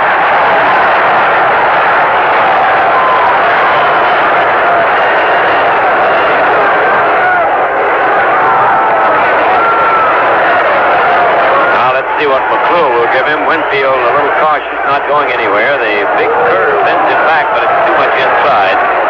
That'll even the count 2-2 on Oscar Gamble.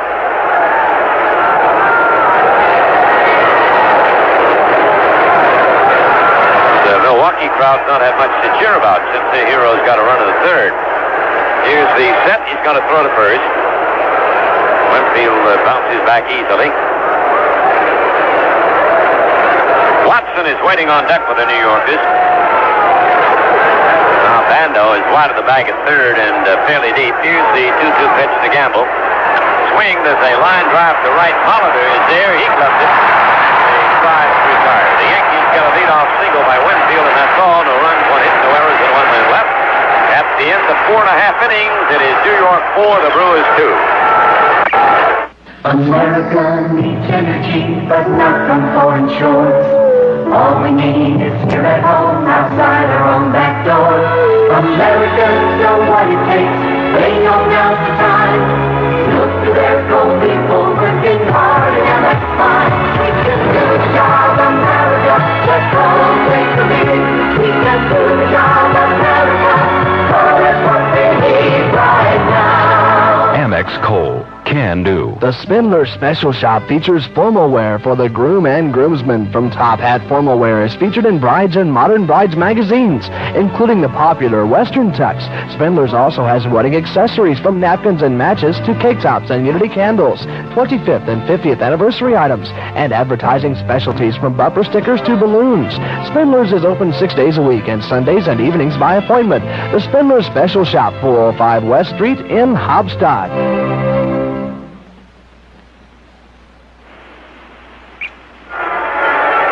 Well, the New York Yankees, exuding their power there in the fourth inning, scored 4 times to take the lead here in Milwaukee against the hometown favorites, the Brewers. And they've got a 4-2 lead as the Brewers come to bat in the fifth inning.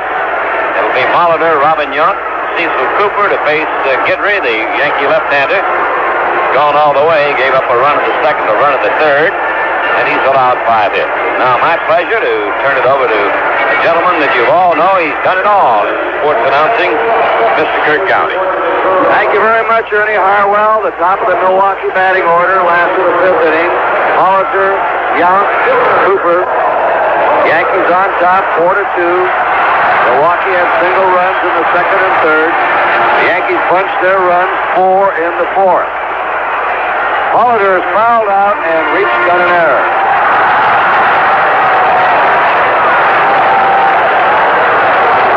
And Ron Guidry is in there. His first pitch is a fastball for a strike call. Guidry's longest distance this year has been 8 innings. Foul back, he poured a fastball in. Molitor swung late on it. No balls, 2 strikes.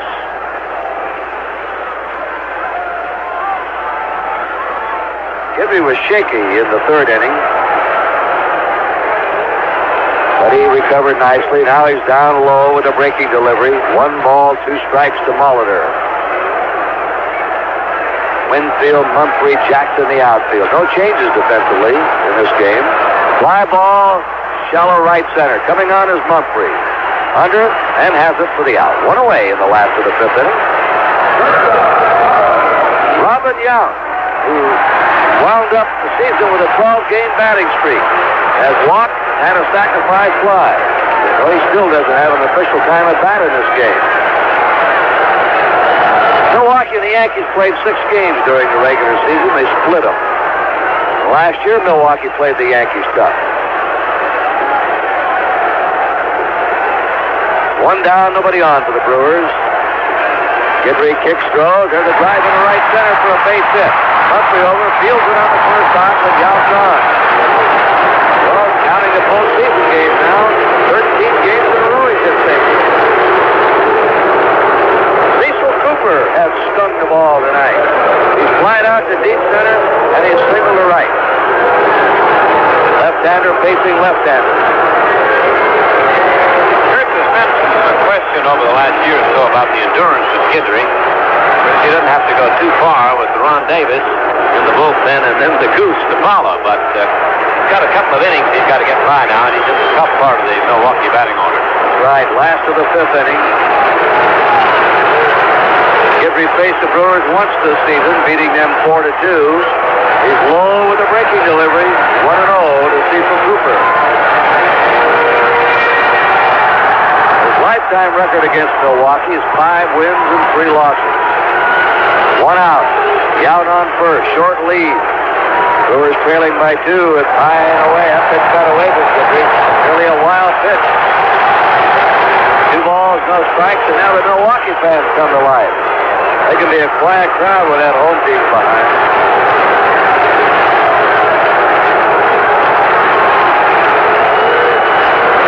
Guidry checks the runner at first. Here's the delivery. Ball 3. Blown away. 3-0 to Cecil Cooper. Ron Guidry has the best winning percent lifetime of any Yankee pitcher. He's won 72% of his starts. Ball 4, he walked him on 4 pitches. That's the second walk for Ron Guidry. Yount goes to second. Guidry's on first. The batter is Ted Simmons, who was struck out and robbed of an extra base hit on a diving diving stab by Greg Nettles at third. Now we're going to have action in the Yankee bullpen.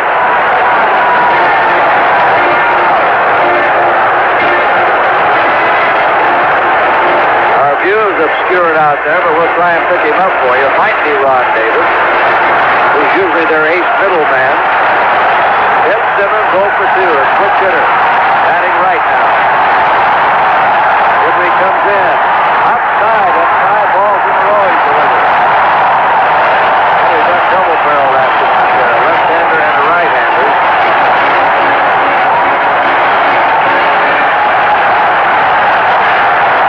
Yount's at second. Cooper's at first. Gidry overhands the delivery. And he has the inside corner that time. Bell high for a strike ball. 1-1. Gorman Thomas, the on-deck batter for the Brewers. Chilly night, 47 degrees. Very little breeze right now. The ball carries well in this park. There's a ground ball, and it's into center field for a base hit. Young grounding third, coming home. The throw goes to third by Mumphrey. Stopping at second is Cooper. It's a one-run ball game. Yankees 4, Milwaukee 3. Now you talk about a hard 280, 290 hitter. I'd have to say Simmons is a heavy 216 hitter. Low batting average, way below his lifetime average, but he's knocked in runs this year. Rudy May, a left-hander, and Ron Davis, a right-hander, are warming up for the Yankees.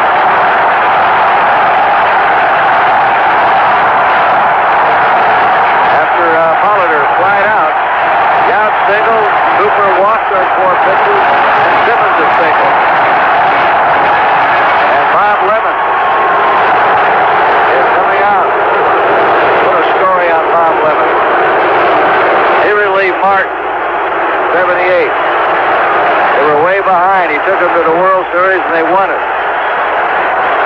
Then he was fired. Martin was brought back. He wasn't fired. He was placed elsewhere in the Yankee organization. He lost his son, a tragic case. And Stick Michaels is removed by the volatile Mr. Steinbrenner, and back comes Bob Lemon again. Somebody asked him in the dugout, where will you be next year? He said, just like Old Man River, rolling along somewhere.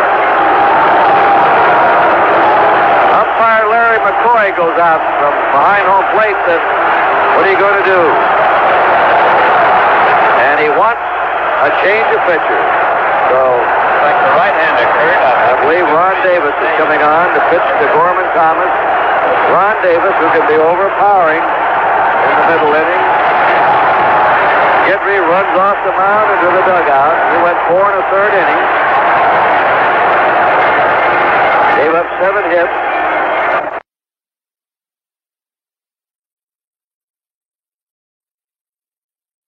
I don't take the game home with me. I go to a bar and leave it there on the way home. Well, he used to do it when he pitched, but what a pitcher he was. I just ran into Jim Hegan outside of our booth. I don't believe I ever saw a better pitching staff that had Garcia, Wynn, and Lemon as starters, with Feller and Houdeman 4th and 5th, and 2 young flamethrowers, Mossy a left-hander and Narleski a right-hander coming out of the bullpen. And they had Hal Newhouser hanging around, too, just in I case. thought Lemon was their best pitcher. Ted Williams always claimed he was the toughest pitcher he ever hit against. He had a sinker ball, Lemon, and he pitched better on 3 days rest. He pitched better with a tired arm. Evidently, he thought Gidry had a tired something because he took him out of there. Well, where will you be on the eve of the World Series, ladies and gentlemen? Wherever you are, tune in CBS Radio for the 1981 World Series preview with Win Elliott. Get set for exciting days ahead. The preview will be Monday evening, October 19th, and then live coverage of the World Series on most of these stations. Hear it here.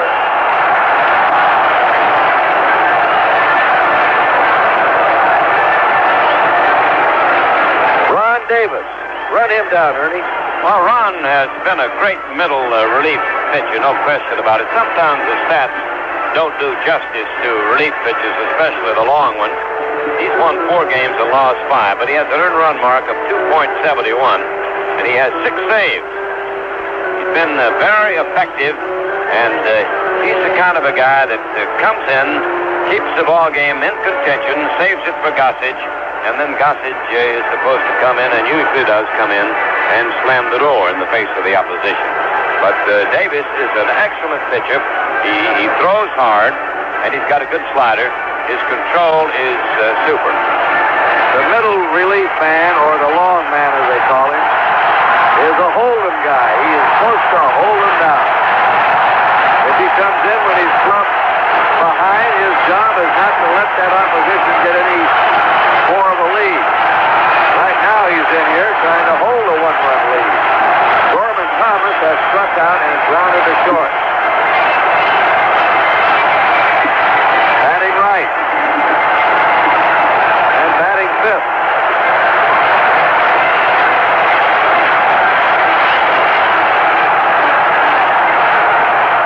So we're set now with Cooper at second, Simmons at first, one out, one run in. Last of the fifth inning. Davis' first pitch is high and away for a ball.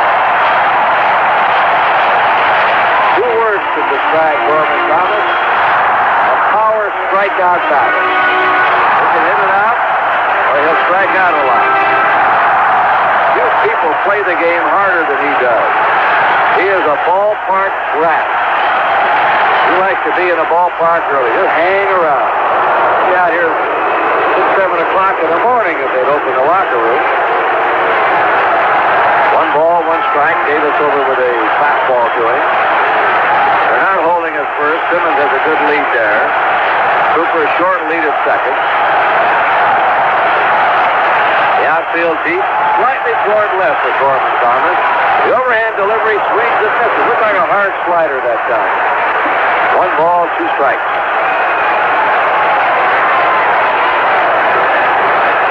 Davis is the kind of pitcher come in, strike out 6, 7 batters in a row.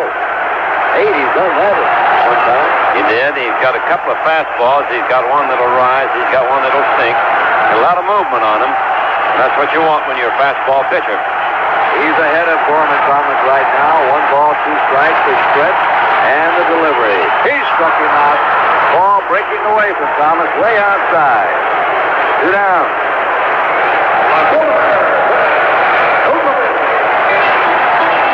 Ben Ogilvie has struck out twice.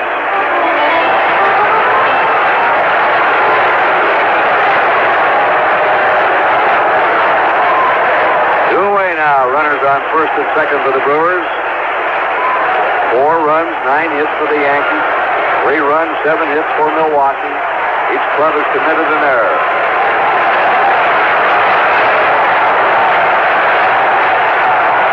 His 3rd season, Davis with the Yankees, and there's a swing and a miss by Ogilvie on a high fastball, 0-1 to him. He struck out 8 consecutive Angel batters on the 4th of May in California. Pitch is low and away. No, they call it a strike. He was up slow with it. And they say that nipped the corner. No balls, 2 strikes, and Davis throwing nothing but strikes.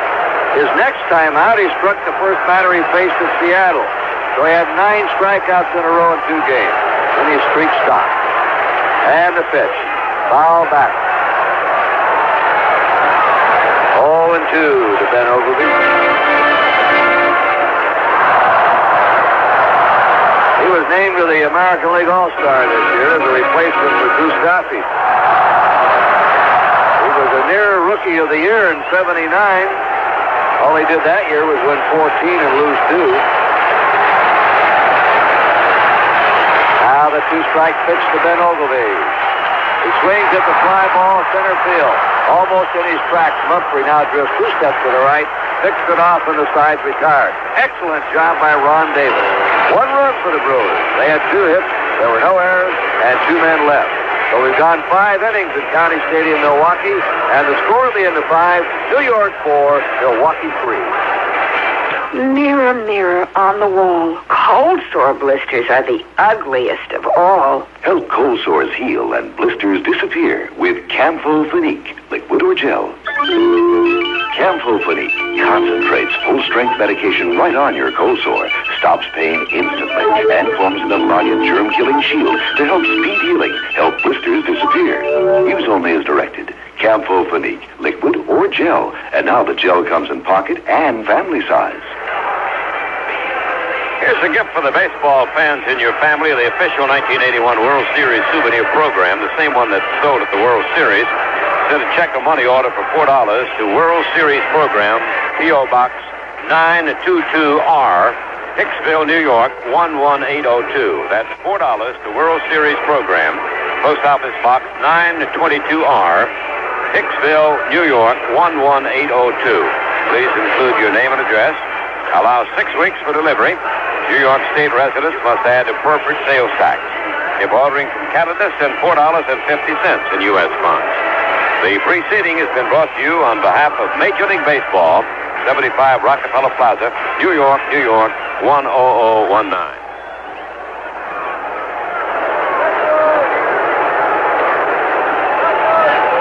All right, we're moving to the 6th inning now. In the bottom third of the Yankee batting order, Bob Watson, Larry Milbourne, and Rick Cerone facing Bob McClure, who pitched the 5th inning, gave up no runs and a hit. Bruce Haas started, went 3 1/3 innings, was pounded for 8 hits and 4 runs. Bernard pitched 2 2/3 of an inning in relief, no hits, no runs. And McClure now going to work against Bob Watson, who is 2 for 2. Disappointing season for Bob. He was hampered by injuries all during the first part. And he has his 3rd hit of the game. He's 3 for 3. Went after the first pitch and ground a single into right field. What were they saying about the Yankees sleepwalking and worrying about coming alive in the postseason play? They've been swinging the bats tonight. They have come alive, all right. The old talk about momentum, I don't think really has too much credence here. They're pounding the ball. That's 10 hits for them. Larry Milbourne is lined out to right and had an infield hit. Jackson, I think, summed it up. He said, hey, Kansas City just golly dogged around the last 20 games, 3-4 weeks of last year. We had a tough time winning it. We were supposed to be sharp. There's a pitch foul back. What happens? Kansas City comes in and sweeps us in 3 in the American League Championship Series. He said, I lost all belief in momentum then. No balls, 1 strike to Larry Milbourne. Right-hander, Watson's on first. Nobody out. There's a move to first by McClure. Cerone, another right-hander, will be on deck. Milbourne played straight away. And he squares away and bunts the ball foul down the first baseline. No balls, 2 strikes. Ernie pointed out he's been very valuable for the Yankees. Stepped in for a fellow who's been a clutch player in big games in recent years, Bucky Dent. Yeah, Bucky's a tough man to replace, and Larry's been able to do it very well.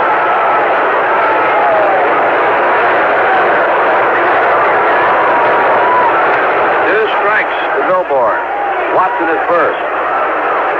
That's in the dirt, and a fine stop there by Ted Simmons, who dug that one up. 1 ball, 2 strikes. Tomorrow, 3:07 Eastern time in the afternoon, Tommy John, the left-hander, going against Pete Vukovich, who is the ace pitcher of the starters this year for Milwaukee. Line foul down the left field line. 1 ball, 2 strikes. Kirk, talking about that momentum argument, you know, whether you remember in the old days when they had the full season, 154, 162 games, you used to get it with the Yankees. They'd say, well, they got a lot of rest. It didn't seem to bother them. They'd come up and win 4 straight in the World Series after clinching early. There's a shot to left field line drive, right at left field to Overby. Flips it back into the shortstop, and there's 1 down. Milbourne hit the ball hard, but right at the left fielder. Let's pause 5 seconds for stations to identify themselves on the CBS Radio Network. This is WYR-FM, Mount Carmel. It's 9 o'clock. Kurt Gowdy and Ernie Harwell with you here from County Stadium, Milwaukee. We're in the top of the 6th inning. The Yankees ahead 4-3. Game 1, the best 3 out of 5 for the American League Eastern Divisional Championship. The overhand pitch is a breaking delivery, a little bit high for a ball. To Rick Cerrone, who's reached an error and doubled to left. His double in the fourth inning knocked in 2 Yankee runs. Jim Slayton is warming up in the Milwaukee bullpen. I've been saying part 1, part 2. You've been saying first part, second part. I hope we never have to use those terms again. Yeah, let's hope so. Boy. Pitch is high and away. Ball 2, 2-0 to Cerrone. Willie Randolph on deck at the top of the Yankee batting order. Bob Watson on first. Just sort of hanging around down there. McClure to the belt. Time called at the plate by Cerrone, who backs out. Brutus, they call him now, the Yankee teammate. The stabbing Caesar, going to arbitration against the owner Steinbrenner. Sure, he's got a T-shirt. Hey, to Brutus.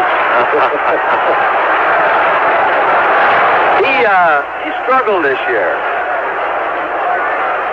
I think he went to arbitration, won, and got a raise to over $400,000, and then he went out to prove it was worth it. That pitch is a strike call in the inside corner there. 3-1. He started to stroll to first base and then came back.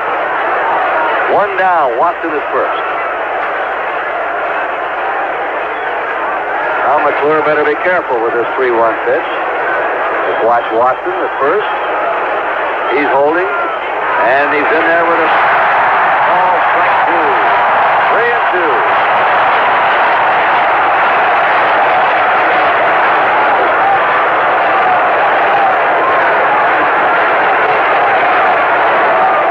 A full hitter. They're playing him that way and deep.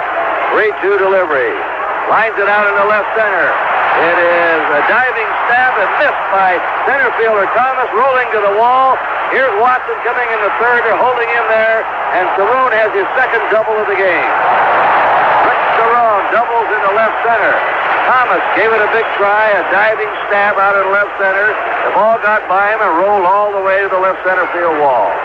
Watson, a slow man, was held at third. That was a great defensive play, though, by Oglivie. He got the ball off the wall well, threw it over to Robin Yount, who went out for the relay, and Robin threw a one-hopper to Simmons at the plate, and they kept those Yankees at second and third. Now they want Jim Slayton, a right-hander, to come on and pitch. He's been warming up, and will have the fourth pitcher of the night by the Brewers. This was their concern, Brewer fans, that their middle relief men, the long men, might not do the job necessary. They know what fingers can do. So we'll have the fourth pitcher of the evening for the Milwaukee Brewers. And the Yankees have 2 men in scoring position with 1 out, and the top of the order coming up is Willie Randolph. And Slayton didn't have much of a year. He was hobbled by arm problems. He won 5 and lost 7. Generally, as a starting pitcher, in fact, he had 24 games and 21 as a starter, so he's not too accustomed to relieving, although he has done it before. He's a veteran right-hander, and he'll be coming in now to take over. The second pitcher, Bernard, did a good job, although he worked against only 2 Yankee batters. He got them both out. But McClure running into trouble here in the 6th inning on the single by Watson and then the 1-out double by Cerrone, so he is out of there. And McClure worked 1 1/3 innings, has given up no runs and 3 hits. He threw 29 pitches. He leaves 2 runners on the bases as his responsibility. Slayton scraping around out at the mound now. Right-hander with pretty good stuff, but he's not been very successful lately because of the arm problem. And Ernie, he won 5 games this year, lost 7. He had an earned run average of 4.37. He's a he's a high ball pitcher mostly, with a fastball and a curve. And usually, he's around the plate. He's got pretty good control. But this is another test of the middlemen of Buck Rogers to see whether they can hold off the Yankee power. He's 31 years old, lives in Lancaster, California. And he steps in. Bob Watson at third. Cerrone at second. The bottom third of this Yankee batting order is produced tonight. 3, 4, 6 hits by the bottom third. Watson hitting seventh is 3 for 3. Milbourne has a single. He's lined out twice. And Cerrone has reached an error and doubled twice. Maybe the tip-off on McClure was that all the outs were fly balls to the outfield. And sometimes that creates a problem. They were hitting the ball well, but hitting them to the outfielders. But now it's Slayton's turn. Ernie was talking about his arm problems. He made only 3 appearances last year because of a tear in his right rotator cuff. He's been hobbled since. The first pitch, a curve is outside. Ball 1 to Willie Randolph, who's gone hitless. Grounded to third, struck out, grounded to short. The infield playing about 3 steps off the grass.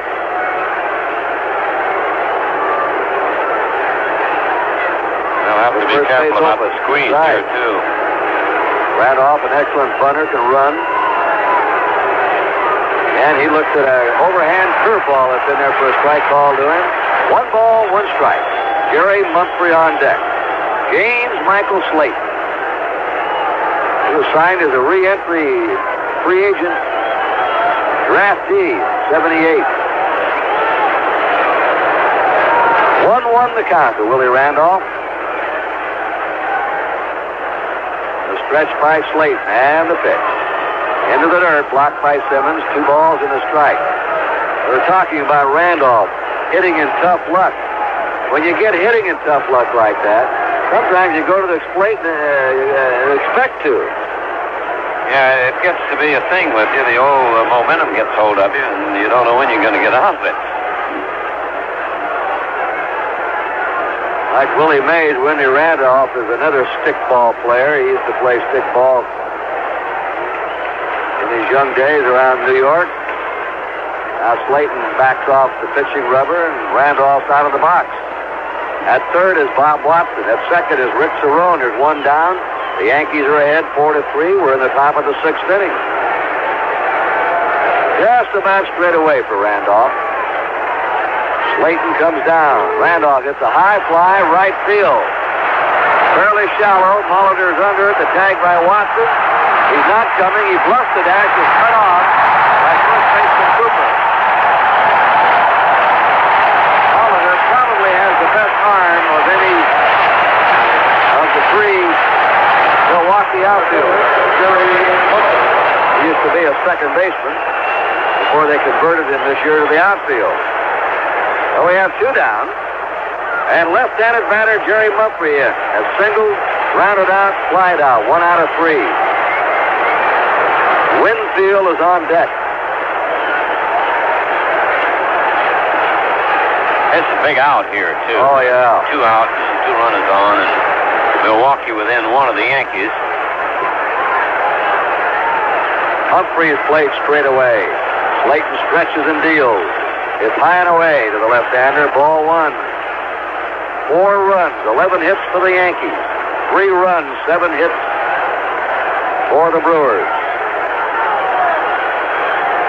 Slayton down to the bell. In he comes.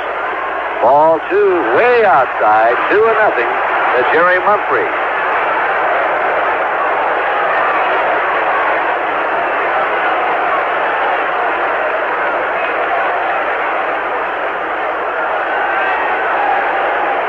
Mumphrey born in Tyler, Texas, where he still lives.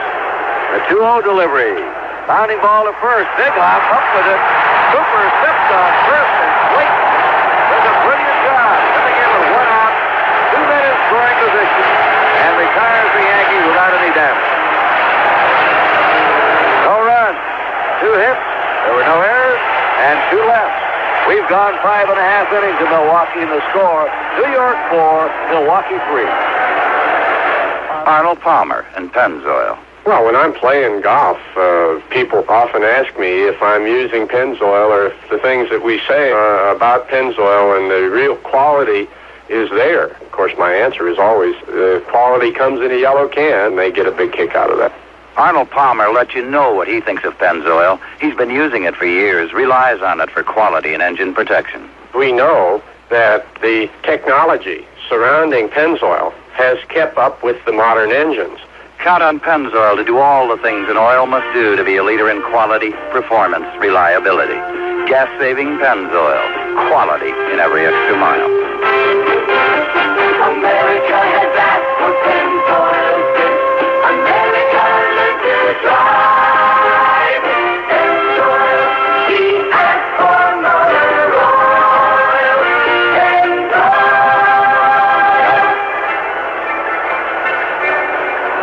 In the last of the sixth inning, batting seventh for Milwaukee, Sal Bando was started off, then Charlie Moore and Jim Gattner, the bottom third of the Milwaukee batting order. A reminder that this Saturday is the running of the Jockey Club Gold Cup race. Pleasant Colony to make a final bid for Horse of the Year. Win Elliott anchors the $500,000 event. The Jockey Club Gold Cup race from Belmont Park this afternoon, October 10th, on most of these CBS Radio Network stations. Hear it here.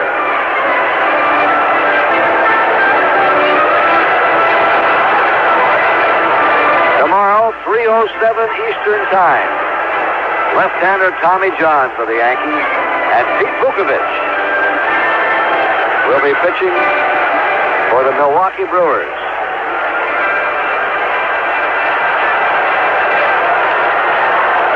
A right-hander.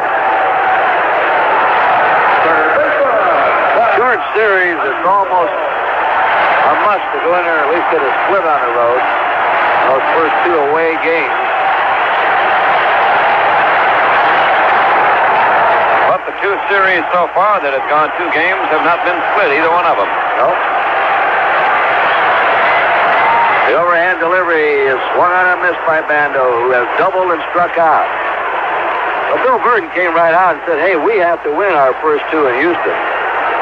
We don't play well in L.A. A high foul off to the right, drifting back, and it is out of play. 0-2 to Sal Bando. So now Houston will go on to L.A. for Game 3, leading 2-0. Oakland goes home, leading 2-0 in their series with Kansas City. Montreal won today. They'll play again tomorrow in Montreal. A high fly, shallow center. Racing on is Mumphrey, waves him off. Mumphrey takes it out number 1 in the last of the sixth inning. Now, Davis so far, the first 3 batters he's faced, has been tough. Charlie Moore, he liked to face Yankee pitching every day. He had 357 against them this year, and tonight he has 2 for 2. 2 singles.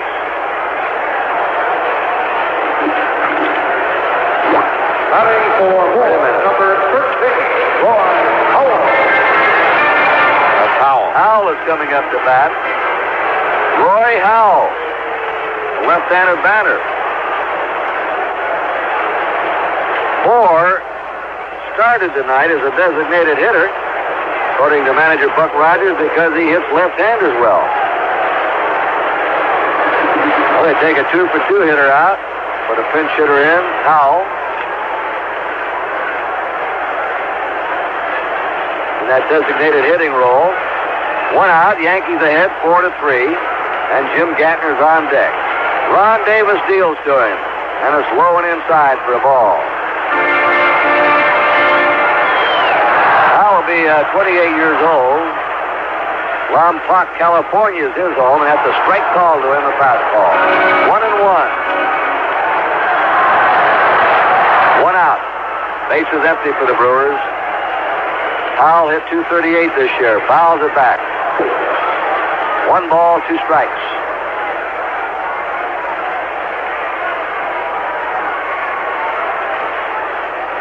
Supposed to be warmer tomorrow. It's very pleasant here today, Ernie.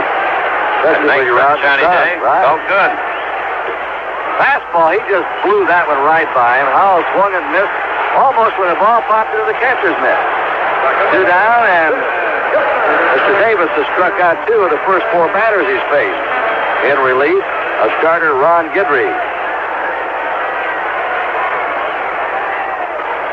Guidry cannot get credit for the win in this game if the Yankees would hold on, nor would he get the loss. A swing and a miss by Jim Gantner for strike one. He is doubled and grounded out.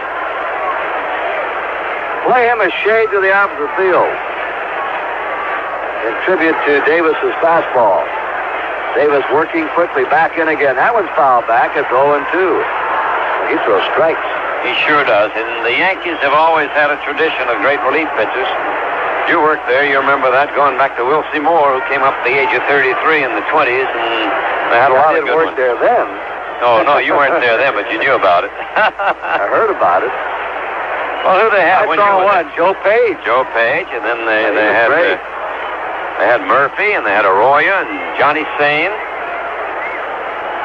Ryan Duran. Yeah, he scared you. The two-strike pitch, low and inside. I've never seen really a good Major League club of modern times that didn't have an outstanding relief man. Without one, you're not going to be an outstanding club. Fly ball in the left field. Winfield perfectly positioned for him, takes it about 3 steps inside the left field line, and Davis has retired 5 in a row. At the end of 6 innings in Milwaukee, our score is New York 4 and Milwaukee 3.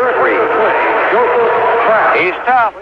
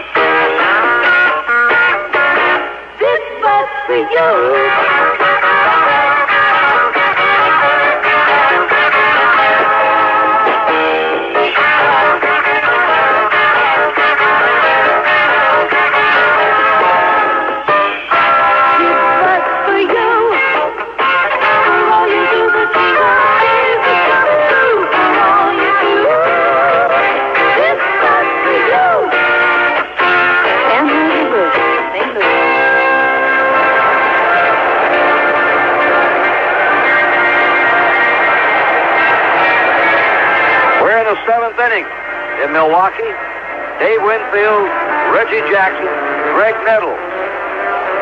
The heart of the Yankee batting order coming up against Jim Slate, who did quite a job coming on in the 6th inning with 1 out, runners on 2nd and 3rd, and retiring Willie Randolph and Jerry Mumphrey, and the Yankees failed to score. Winfield has hit the ball hard. He's flied out to deep right. He almost reached the center field wall in the 3rd. But the ball was caught out there by Thomas, and he has singled to left, so he's 1 out of 3. Free sports star at the University of Minnesota. The last of the 9 lettermen.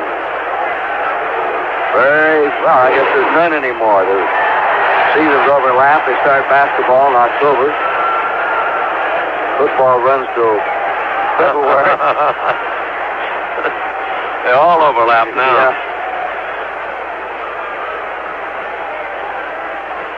Here's the stretch of the pitch.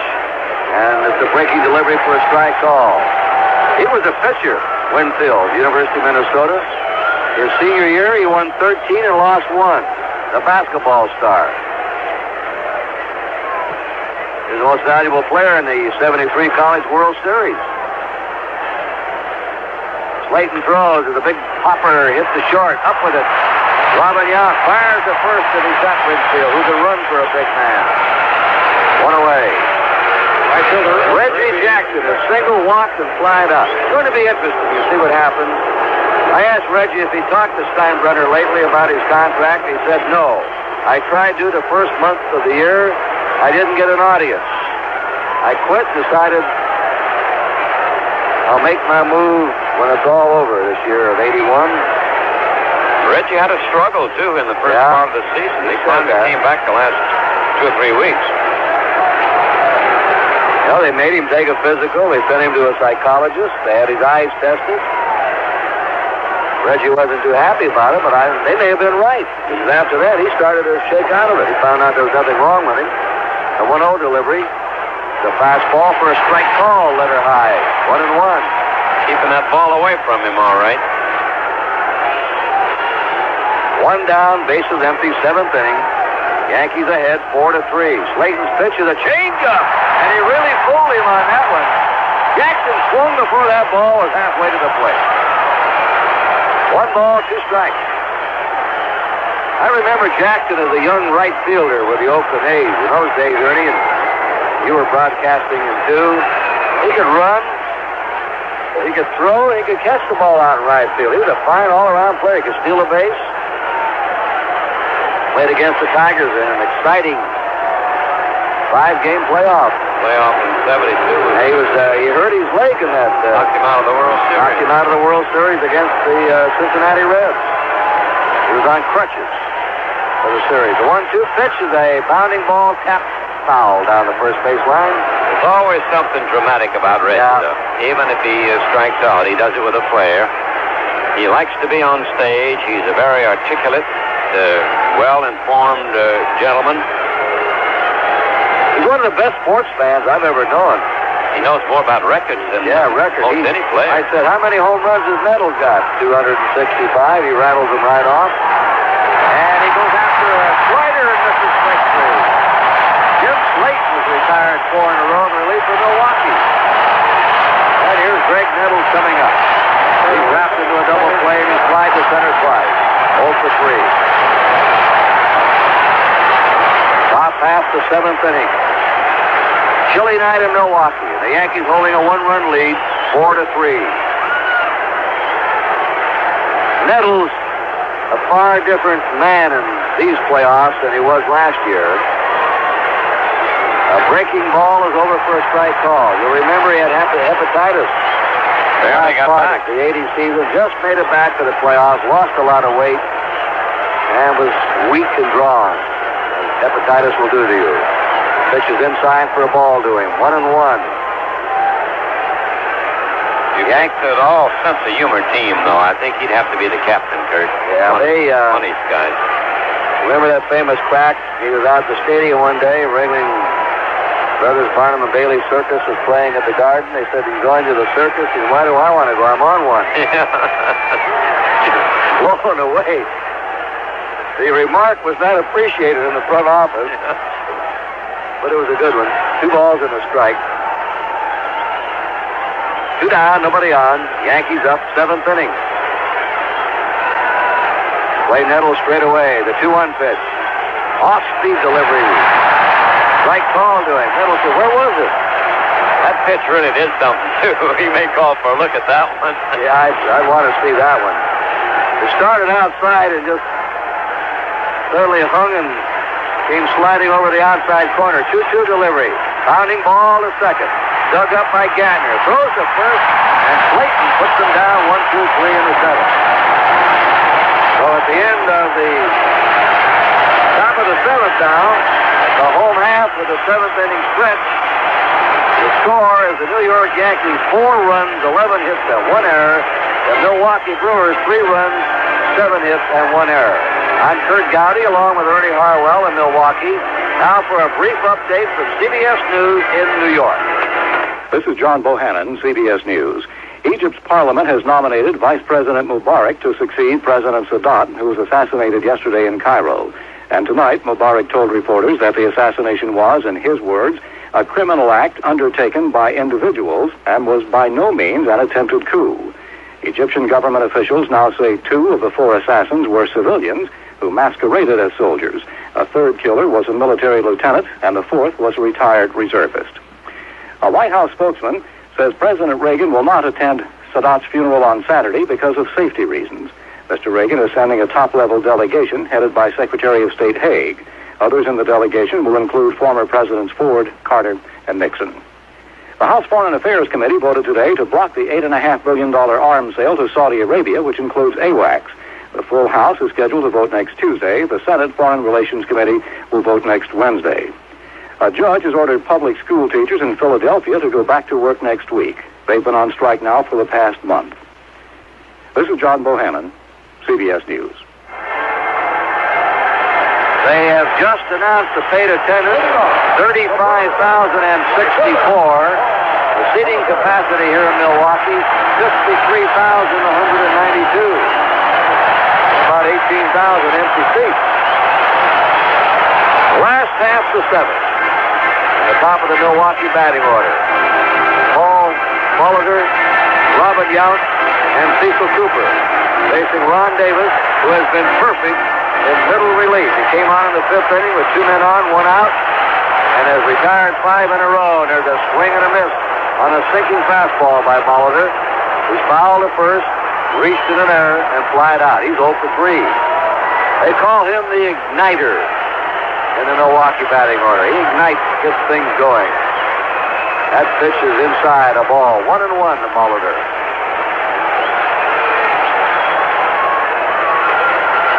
Davis working quickly, sidearms him, and there's a swing and a miss again by Molitor. 1 ball, 2 strikes. Ernie, Davis has been ahead on just about every batter he's faced. Yeah, and he just rears back and throws the ball. He's not using too much finesse. He's just letting it fly, and they're not able to pick it up. He throws, and that's a strike-free call.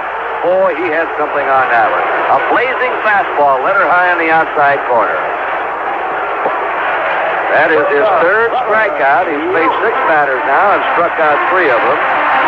The way he's going, they may not even need Gossett. Yeah, they haven't hit a ball on the ground either. They only out for a couple of fly balls, 3 fly balls. Robin Yount is walked at a sacrifice fly to knock in a run in the 3rd. And a single, so officially he's 1 for 1. The right-handed batter looks at a slider away from him. Ball 1. Left-hander Cecil Cooper on deck. New York ahead, 4-3, last of the 7th. Yount being played straight away. And he goes after a shoulder-high fastball and misses it. A ball and a strike. Davis is just throwing the ball by them. That fastball's got to be moving for him the way they're missing it. 1-1 pitch by Ron Davis. Foul back. 1 ball, 2 strikes. Yount swung late on him. 1-2. Nettles have been playing shallow and almost off the edge of the grass at third. Now he backs up with a count 1-2 at third base. Davis working. Fly ball, left center. High in the air. Mumphrey over, making the call, and puts it away for out number 2. A reminder to join CBS Radio here at County Stadium tomorrow at 3:07 Eastern Time for Game 2. Tommy John, left-hander, against Pete Vukovich, the right-hander.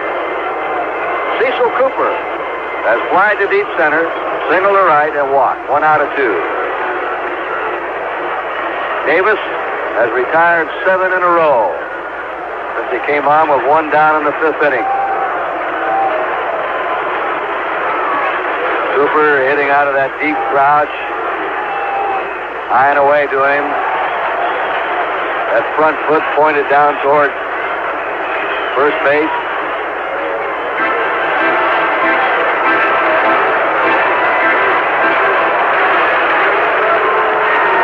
The 1-0 pitch. Lashed foul off to the left. 1-1.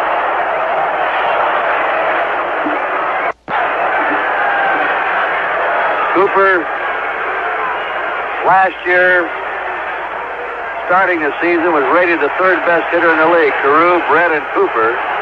But Cooper produces more runs than the other 2. 1-1 delivery. Fouled away again. And they continue to swing late on right-hander Ron Davis.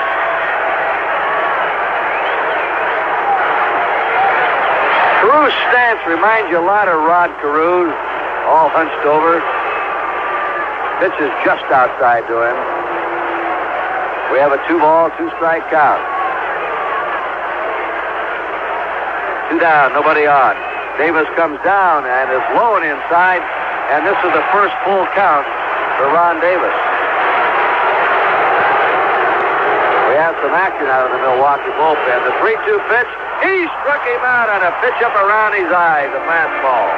4 strikeouts for Davis, and he had Cooper swinging at a bad pitch. So again, it's 3 up, 3 down for the Brewers. At the end of 7, it's New York 4 and Milwaukee 3. It's good America.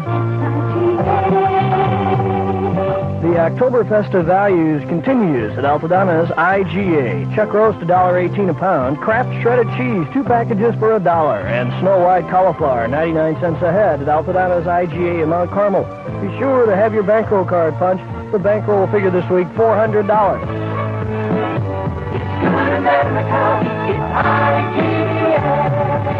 The time has come for you to invest in the new All Savers certificate at the Bank of Mount Carmel. You've been hearing about it, and now you can earn up to $2,000 tax-free interest on a joint federal tax return, up to $1,000 on a single return. The minimum is only $500 and has a 1-year maturity. Owners of Bank of Mount Carmel money market certificates may convert to an All Savers certificate with no penalty. To find out if the All Savers certificate is for you, come into the Bank of Mount Carmel today.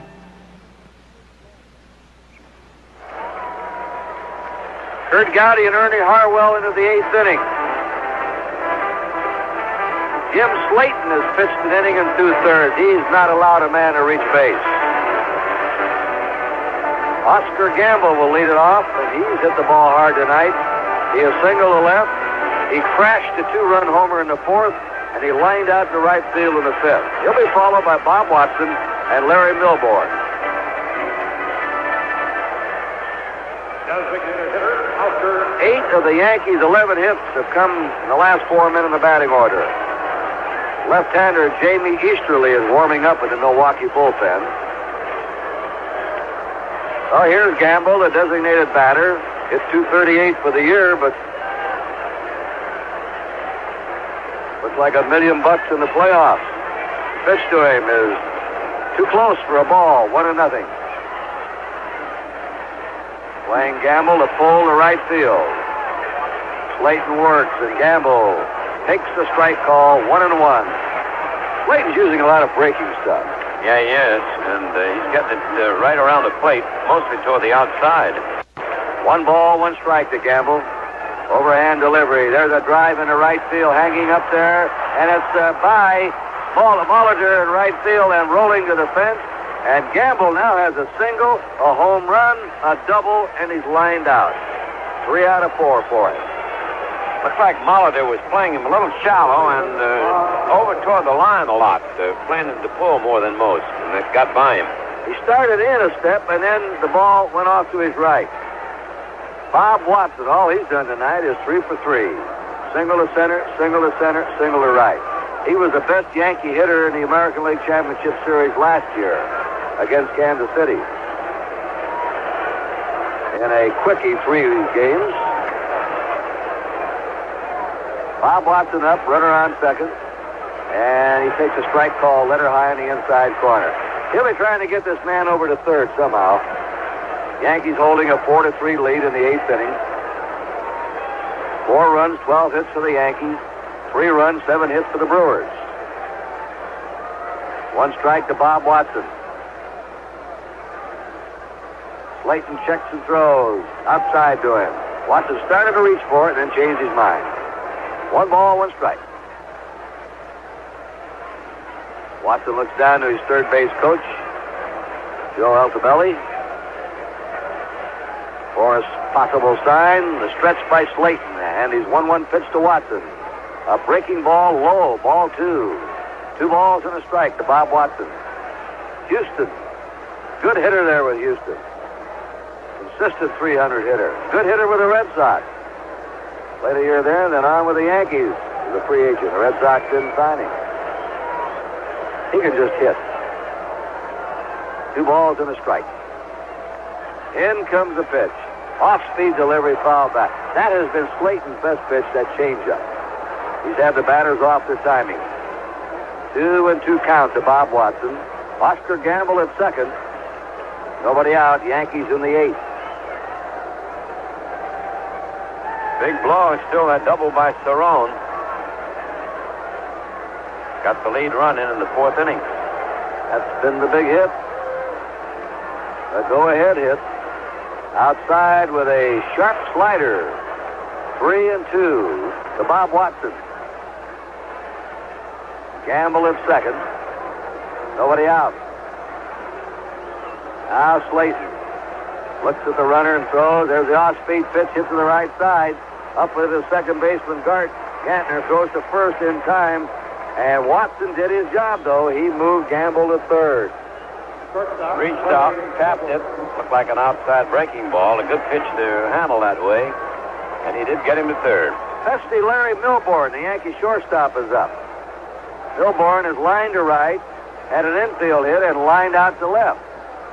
Now they're playing the first baseman, Cooper, even with a bag at first. Bandos comes in tight at third. The shortstop and second baseman play deep. One out. Gamble at third. 4-3 New York in the top of the eighth inning. Pitch is low for a ball.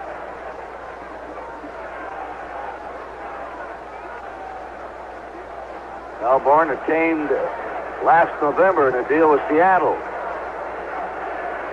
He replaced Bucky Dent at Chicago on August 30th.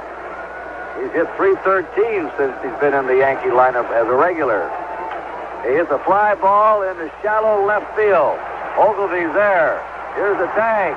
The runner holds, and they hold up. The throw comes in, and is cut off by third baseman Bando. Watson is Gamble not a fast and too fast. Average speed. Yeah, the ball hit short, too. I don't think you really had any idea about coming. Gamble at third. 4-3 New York in the top of the eighth inning. Pitch is low for a ball.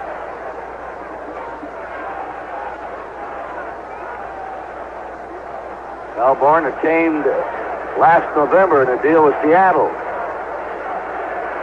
He replaced Bucky Dent at Chicago on August 30th. He's hit .313 since he's been in the Yankee lineup as a regular. He hits a fly ball in the shallow left field. Ogilvy's there. Here's the tag. The runner holds, and they hold up. The throw comes in, and is cut off by third baseman Bando. Watson is Gamble not a fast and too fast. Average speed. Yeah, the ball hit short, too. I don't think you really had any idea about coming, although Ogilvy did make a good throw that was cut off. But he had to hold on at third base. So Milbourne flies to left, and Rick Cerrone is up. He's reached in an error, double to left to knock in two, and put the Yankees ahead 4-2, and double to left center in the sixth, 2 out of 3. Goose Gossage is now warming up in the Yankee bullpen.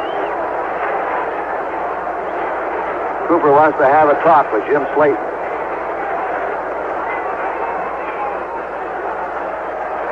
Slayton has now worked 2 in the third innings, given up 1 hit, no runs. That's Buck Rogers coming out now. Rogers wants to have a talk with Slayton.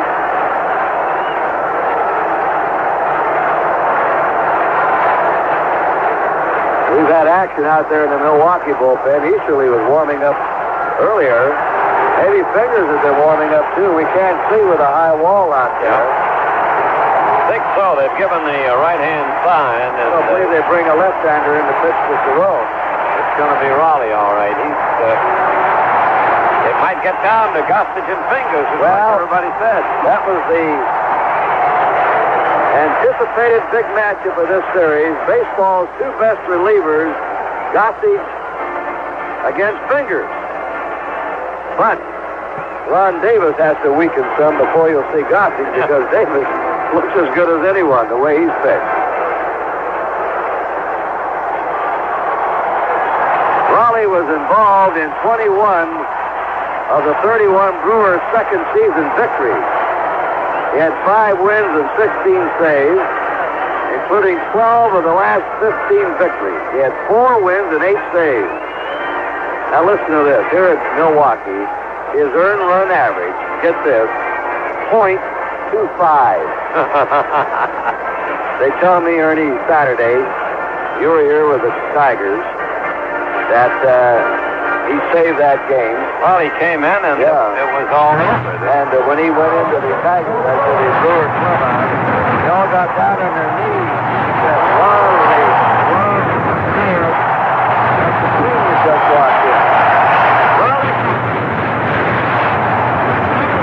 he's the greatest relief pitcher of all time. Well, that's what Gossage himself has said. He says that he thinks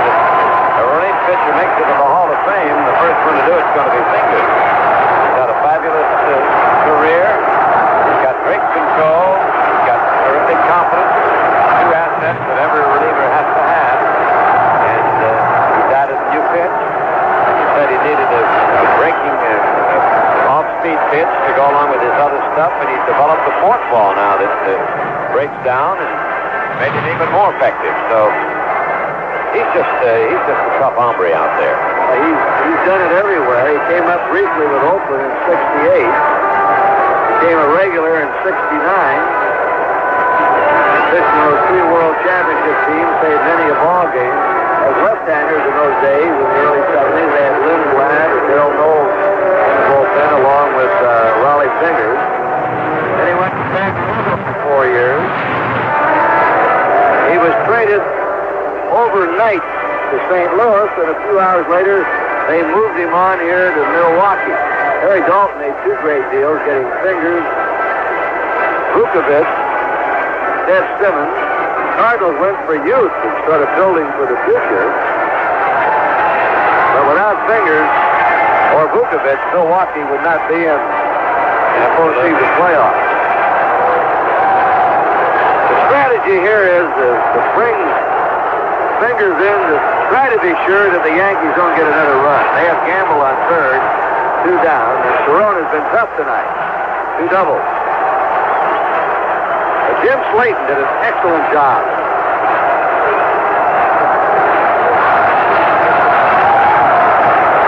Well, Fingers works to Cerrone, and the pitch spins away from the right-hander for a ball.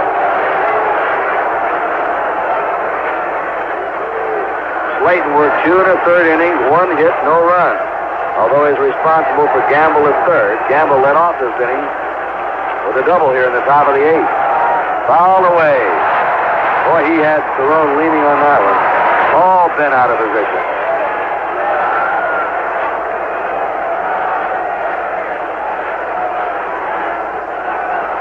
Fingers a very relaxed-looking pitcher and very calm out there, whereas Gossage, his super rival, is a little more intimidating looking. You know, he comes in and he looks like he's going to blow you out of the ball game. 1 ball, 1 strike to Rick Cerrone. He hits a high fly in the shallow center. Gorman Thomas waiting and gambles it in. Fingers left Cerrone out and left the runner stranded at third. No runs for New York. 1 hit, there were no errors, and 1 left. We're going to the last of the 8th inning with the score: New York 4, Milwaukee 3. Chrysler Corporation introduces 1982 cars at 1981 prices. For 82, Chrysler introduces America's lowest priced 6-passenger front-wheel drive cars. Dodge Aries K-Coupe and Plymouth Reliant K-Coupe are $59.90. That's over $700 less than Chevy Citation Hatchback Coupe. For 82, Chrysler introduces America's lowest priced 5-passenger front-wheel drive cars. Dodge Omni Miser and Plymouth Horizon Miser are $54.99. That's over $700 less than Ford Escort L 4-door hatchback. For 82, Chrysler introduces America's lowest priced full-size pickup. The new Dodge Ram Miser is $58.99. That's over $600 less than Ford F-100 pickup. All prices and comparisons are based on published base sticker prices and exclude title, taxes, and destination charges. Compare. It pays to come to Dodge and Chrysler Plymouth for 1982 cars at 81 prices. And now we do have that matchup, fans. Goose Gossage now is being brought on to pitch for the Yankees. So it is Gossage against Fingers in a late inning. Everybody was wetting their lips and looking forward to. But Ron Davis came in the 5th inning with 1 out and retired 8 batters in a row and struck out 4 of those 8. He allowed 4 harmless fly balls. There wasn't a ball hit hard off him. And yet Bob Lemon comes in with Gossage, who has had shoulder and then a pulled groin late in the year. Finally came back in the last week of the season for a couple of appearances. But he pitched only 14 and 2/3 innings in the last part of the season. And he was incredible the first part. He had 21 appearances, 17 of them saves, and a .56 earned run average.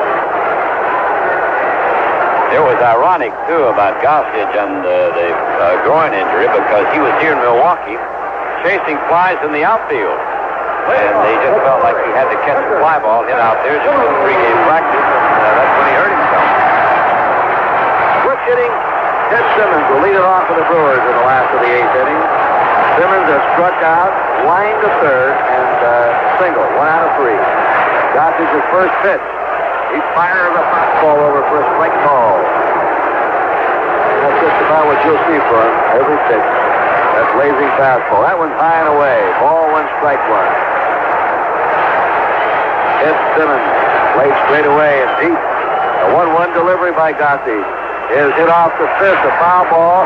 Cerrone may have a shot and takes it kneeling down. His feet flew out from under him. He was kneeling down, skidding when he caught that foul ball, arching backwards over his head. Excellent play by Rick Cerrone. 1 out for the Brewers in the last of the 8th inning. Here's Gorman Thomas up. He has struck out, grounded out, and struck out. 0 for 3. 4-3 Yankees. Fingers brought in to get the final out in the top of the 8th inning, retiring Cerrone on a fly ball. And now Gossage comes in, even though Ron Davis pitched perfectly in the middle innings, retiring 8 batters in a row and just looking unhittable. Oh, he flew that one by Thomas. Boy, that's force against force, those two guys. Oh, boy. A shoulder-high fastball, strike 1 to Thomas. Wonder there'll be some doubters, though. The Gossage may go and wind it up. Again, a fastball right by Thomas to strike 2. The way Davis was going, he's saying till he faltered a bit, maybe you'd have to leave him in there, Ernie. Yeah, but this guy. Watch this guy throw. You. The 2-strike pitch. There's a drive right center. Fading back. Humphreys under it and takes it in deep right center. 2 down. Milwaukee has not had a base runner. It's 1 out in the 5th inning. And they had 2 runners on. And then Davis came on to strike out Gorman Thomas. 5, 8, 10 in a row have been retired by Davis and Gossage. Ben Ogilvie has struck out twice and flied to center.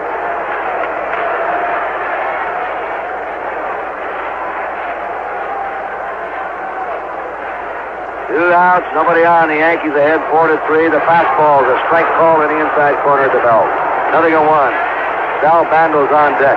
I'll never forget that pitch story through to George Brett in the playoffs last year, who laced it high up in the upper deck in Yankee Stadium. The pitch high and away. 1 ball, 1 strike. Tough enough to hit against this guy under any circumstance. What about on a cold night like tonight?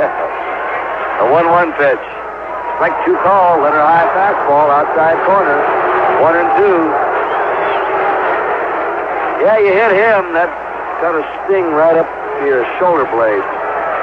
1 ball, 2 strikes. 2 outs. Bases empty. Time calls. Ogilvie backed out. Now he's back in again. Gossage stares him down and throws, and he struck him out in a fastball of the shoulders. Overpowering. 8th inning for Goose Gossage. 3 up, 3 down at the end of 8. It's New York 4, Milwaukee 3.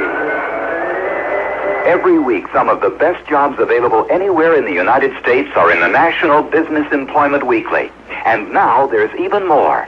There are articles that can help you get those really good jobs. Authoritative articles about writing better resumes, preparing for interviews, learning what employers are looking for, all in the National Business Employment Weekly, along with every job from every regional edition of the Wall Street Journal all across the country. Executive, managerial, and professional jobs, paying $25,000 to $250,000. Get the National Business Employment Weekly at your newsstand today.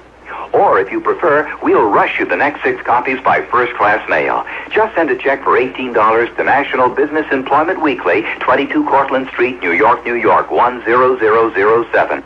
6 copies, $18. That's 22 Cortlandt Street, New York, New York. The National Business Employment Weekly. Nobody knows more about good jobs and how to get them.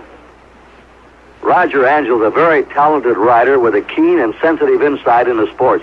Here's an excerpt of Roger Angel's writings on the fascination of baseball. Baseball's time is seamless and invisible, a bubble within which players move at exactly the same pace and rhythm as all their predecessors. This is the way the game was played in our youth and in our fathers' youth. Baseball fever. Catch it. It's worth it. The proceeding has been brought to you on behalf of Major League Baseball. Second baseman, Willie Randolph. We're in the ninth inning at County Stadium, Milwaukee. Raleigh Fingers will face Willie Randolph, Jerry Mumphrey, and Dave Winfield at the top of the Yankee batting order. The Yankees 4 runs, 12 hits, 1 error. Milwaukee 3 runs, 7 hits, and 1 error. And the first pitch is swung on by Randolph and fouled back. Randolph has not reached base tonight. Grounded out, struck out, grounded out, and flied out. When you keep him off the bases, you're supposed to maybe beat the Yankees. And the delivery is hit down the right field line, twisting foul into the right field corner. I think what's happened with the Yankee batting order, though, Kurt, the bottom part's been the damaging part. Gamble, Watson, and Cerrone. Starting down there with the 6, 7, and 9 hitters. Yeah, Gamble's 3 out of 4. Watson's 3 out of 4. Milbourne hitting 8th is 1 out of 4. And Cerrone's 2 out of 4. 2 doubles. That's where the damage has come tonight. The Yankees got all their runs in the 4th inning. 4 runs then. Milwaukee pecked away a run in the 2nd, run in the 3rd, and a run in the 5th. In that 4th inning, Jackson walked. Nettles flied out. Gamble hit a 2-run homer to tie the game at 2-all. He sends a ground ball to short. Randolph in the hole. Yount throws, and he has him by 2 steps at first base. So Randolph's 0 for 5. 1 out, nobody on. Then after the score was tied, Watson single, Milbourne single, and Cerrone doubled to the left field corner, bringing them home with the lead runs. Made it 4-2. Milwaukee came back in the 5th to make it 4-3. Jerry Mumphrey, single to center, grounded out, flied out, and grounded out. 1 out of 4. Milwaukee's last shot in the 9th. Bando, Howell, and Gantner. Bottom of the order. Those are the men scheduled up. 1 ball, no strikes to Jerry Mumphrey. Raleigh Fingers kicks and comes in. A breaking pitch is fouled back to the count 1-1.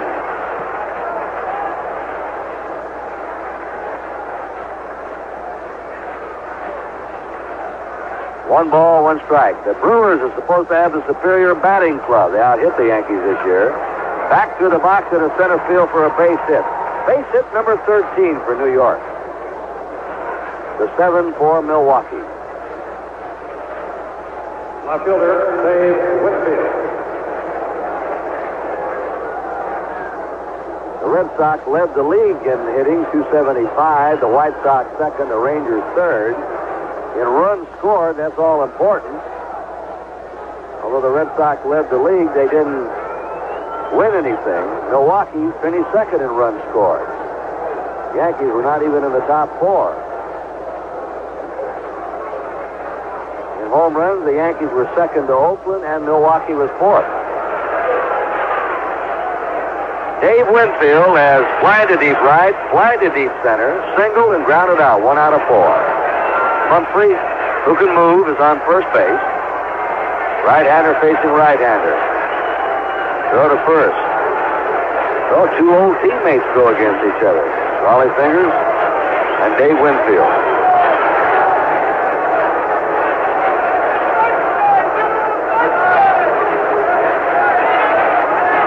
Winfield asks for time. 4-3 New York, 9th inning. Yankees have 1 out. Mumphrey at first. Stretch of the pitch by Fingers. Breaking delivery that Winfield couldn't connect. 0-1 to him. Winfield is not one of those consistent home run hitters. He's more of a line drive hitter that hits the ball in the gap. They pitch him down on the way, too, just like that last pitch. Breaking stop.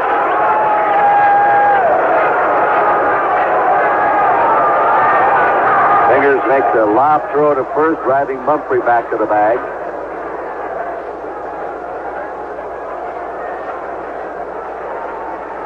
million a year.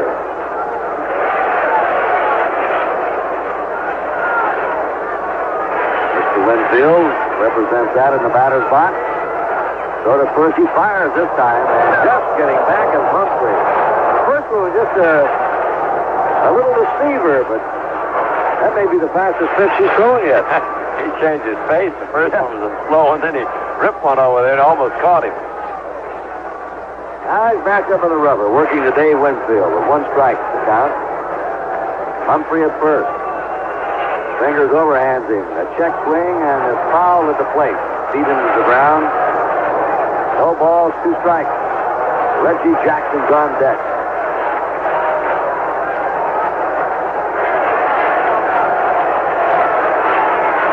Weatherman says, nice day tomorrow here in Milwaukee. We'll be on the air at 3:07 Eastern Time. On most of these same CBS radio stations. 0-2 to Winfield. Slowly to the belt as Raleigh fingers. Throws high and inside. That dropped Winfield to his knees. And that's a long drop. What is he, about 6'5", 6'6"? Yeah. 6'5", I think. 1-2 count. 6'6".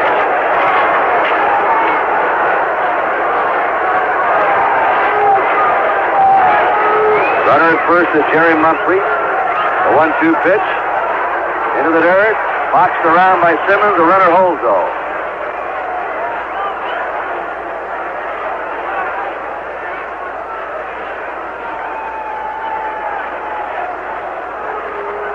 Winfield batted .300 for 87 of the 109 days of this season.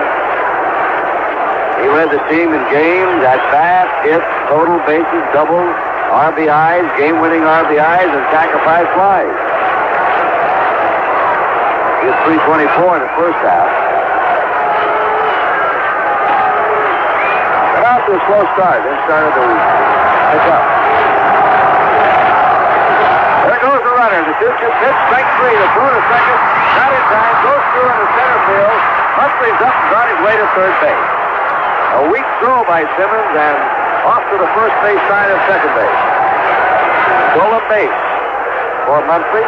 An error charged on catcher Simmons. And a strikeout recorded to Raleigh Finger. That ball hit on the grass before he got out to second base. Right fielder, Reggie Jackson.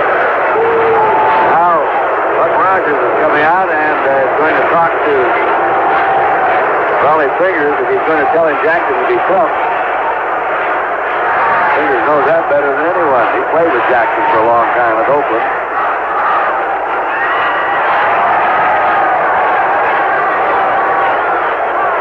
Well, they got left-hand hitters now. Jackson, Nettles, and Gamble in a row, and all pretty good swingers. Yankees leading 4-3 in the top of the 9th inning. Gary Mumphrey at third for New York. 2 down. Reggie Jackson. Single to right in the second. Walked in the fourth. Flied out in the fifth. Struck out in the seventh.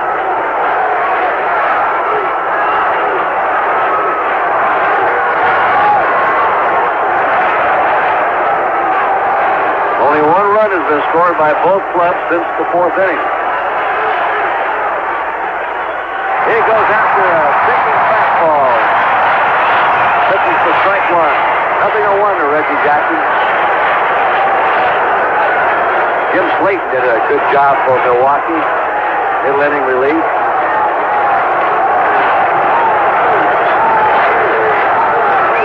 And Ron Davis came in for the Yankees. He was perfect. Retired 8 in a row. Gossett retired 3 in a row in the 8th. Inside, 1 ball, 1 strike to Jackson. Let's pause 5 seconds for stations to identify themselves on the CBS Radio Network. This is WYR-FM Mount Carmel. It's 10 o'clock.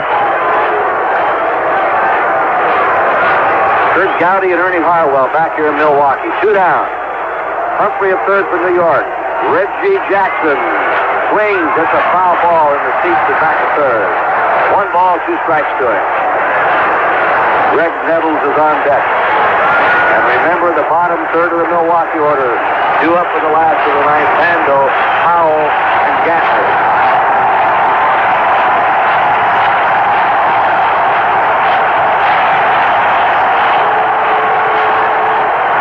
Big crowd yelling for Fingers now. Wally Fingers working. And it's a ball hit on the top of the mound. Scoops up, Young fumbles the ball. Gets to miss with it, and in to score is Mumphrey. That ball hit the top of the mound, skipped out by second base. Young got over there, started to come up with it, bobbled the ball around, and never could get the handle on it. And has scored an error on Young, the shortstop.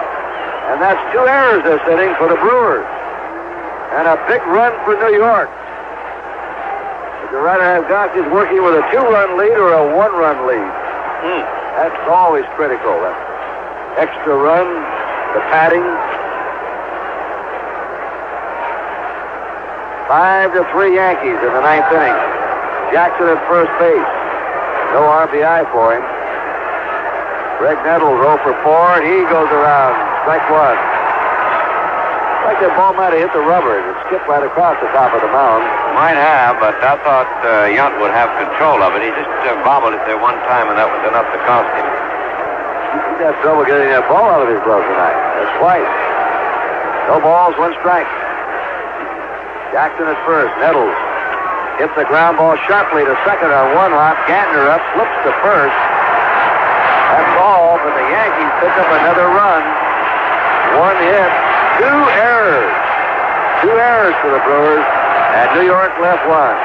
Last of the ninth inning coming up on the score. New York 5, Milwaukee 3. Whether you're stranded in town or out of town, it's nice to know you've got a friend. Yes, Albright Standard Service is your friend.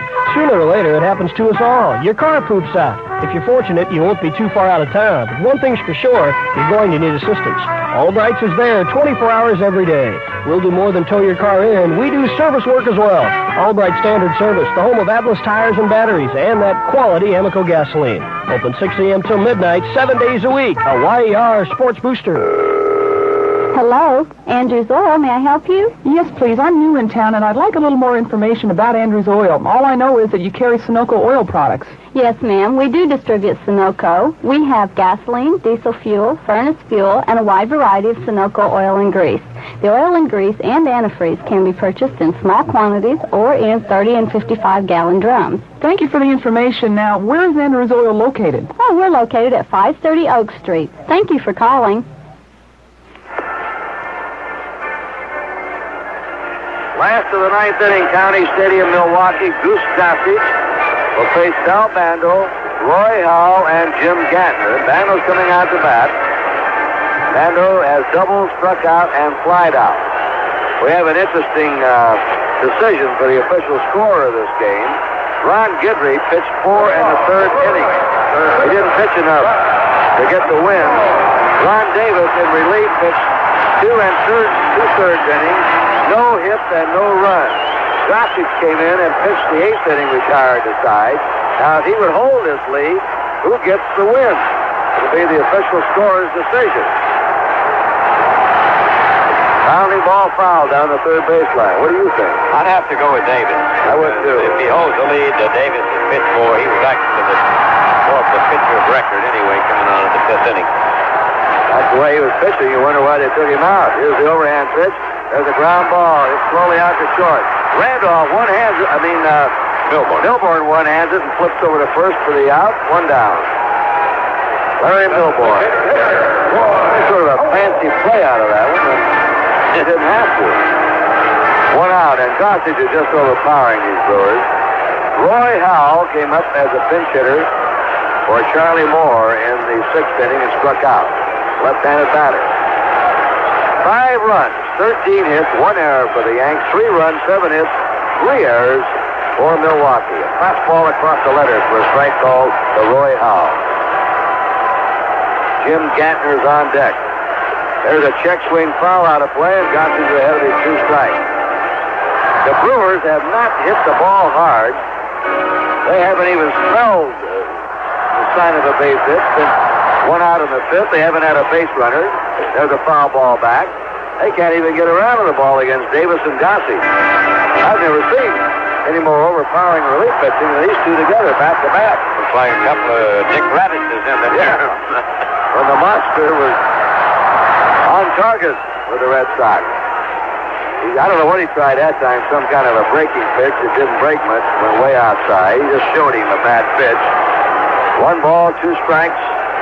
To Ray Howell, he swings and taps it foul, a half-hearted swing. 1-2. Goose has that mustache. He looks mean out there. He throws mean. 1 ball, 2 strikes. He says he hates hitters. Yeah, they know it, too. The 1-2 pitch. There's a ground ball, right field, base hit. Roy Howell is on. And the tying run will come to the plate. Jim Gantner, batting ninth, has doubled, grounded out, flied out. Well, that extra run that the Yankees got, Gossage, could loom big. 2 errors, a throwing error by Simmons. Enabled Mumphrey, who had stolen second, to go on to third. And then Yount bobbled Reggie Jackson's ground ball up the middle. And Mumphrey scored to give the Yankees a 2-run lead instead of a 1-run lead going into the last of the 9th inning.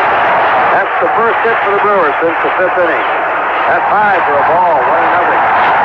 Remember, Gossage had a full groin muscle, was out 3 weeks, made a couple of appearances the last weekend, and that's been it for him. He's in with a fastball for a strike call. He said those 2 appearances, Ernie, were very important to him. Got him back in the game, made him feel like he belonged again. 1 out. Howell on first. He went after a bad pitch, a high fastball, right up around his cap. They've been swinging at bad pitches against him. 1 ball, 2 strikes. Hollister on deck at the top of the Milwaukee batting order in the last of the 9th inning. There's a foul ball out the 5th out of play. Count stays 1-2 to Jim Gantner. 5-3 New York, last of the 9th inning.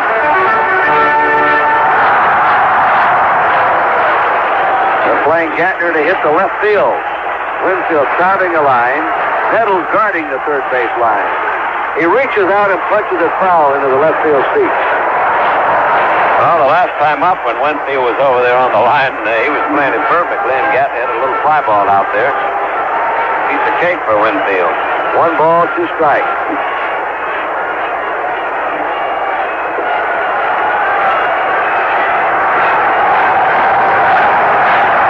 Roy Howell first.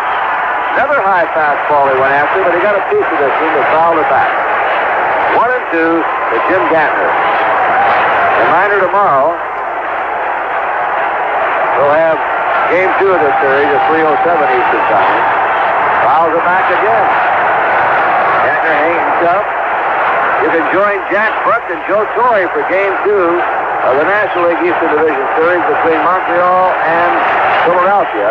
That'll be 8:07 Eastern Time tomorrow night on many of these CBS radio stations. He struck him out. He tried to hold up, couldn't do it.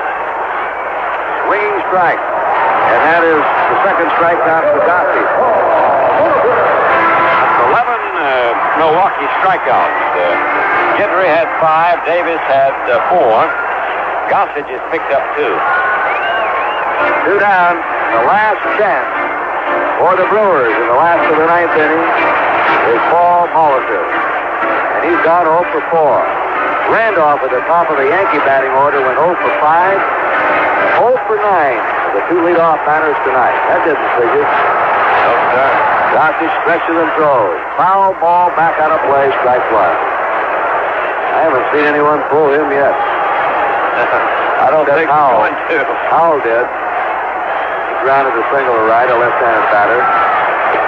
He blows that one by him, a swing and a miss, strike 2. Gossage not only throws hard, but he's working very quickly. That batter takes a swing and a miss, and suddenly Gossage is ready to pitch again. 2 strikes, the Brewers down to their last strike. Overhand pitch, foul out of play. Well, you got the matchup tonight. They didn't wait long in the first game of this series. Gossage against Fingers. Fingers gave up a run, but it was an unearned run. He pitched an inning in the 3rd. A curve is high and inside. That one even fooled the catcher. Rich Cerrone. 1 ball, 2 strikes.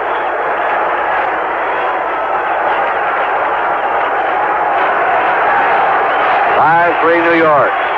And he swung at a breaking pitch that's foul out of play. The count remains 1-2 to Paul Molitor, with Robin Yount on deck. Game tomorrow, then in New York Friday night for Game 3. Gossage drops to the belt and comes down. High for ball 2, 2-2. He and Ron Davis have not walked a batter. They've been ahead of the hitters most of the way. A 2-2 count to Paul Molitor. Roy Howard first, 2 down, last of the 9th. Foul ball, there goes the bat flying out of Molitor's hands off to the left. And the count is still 2-2.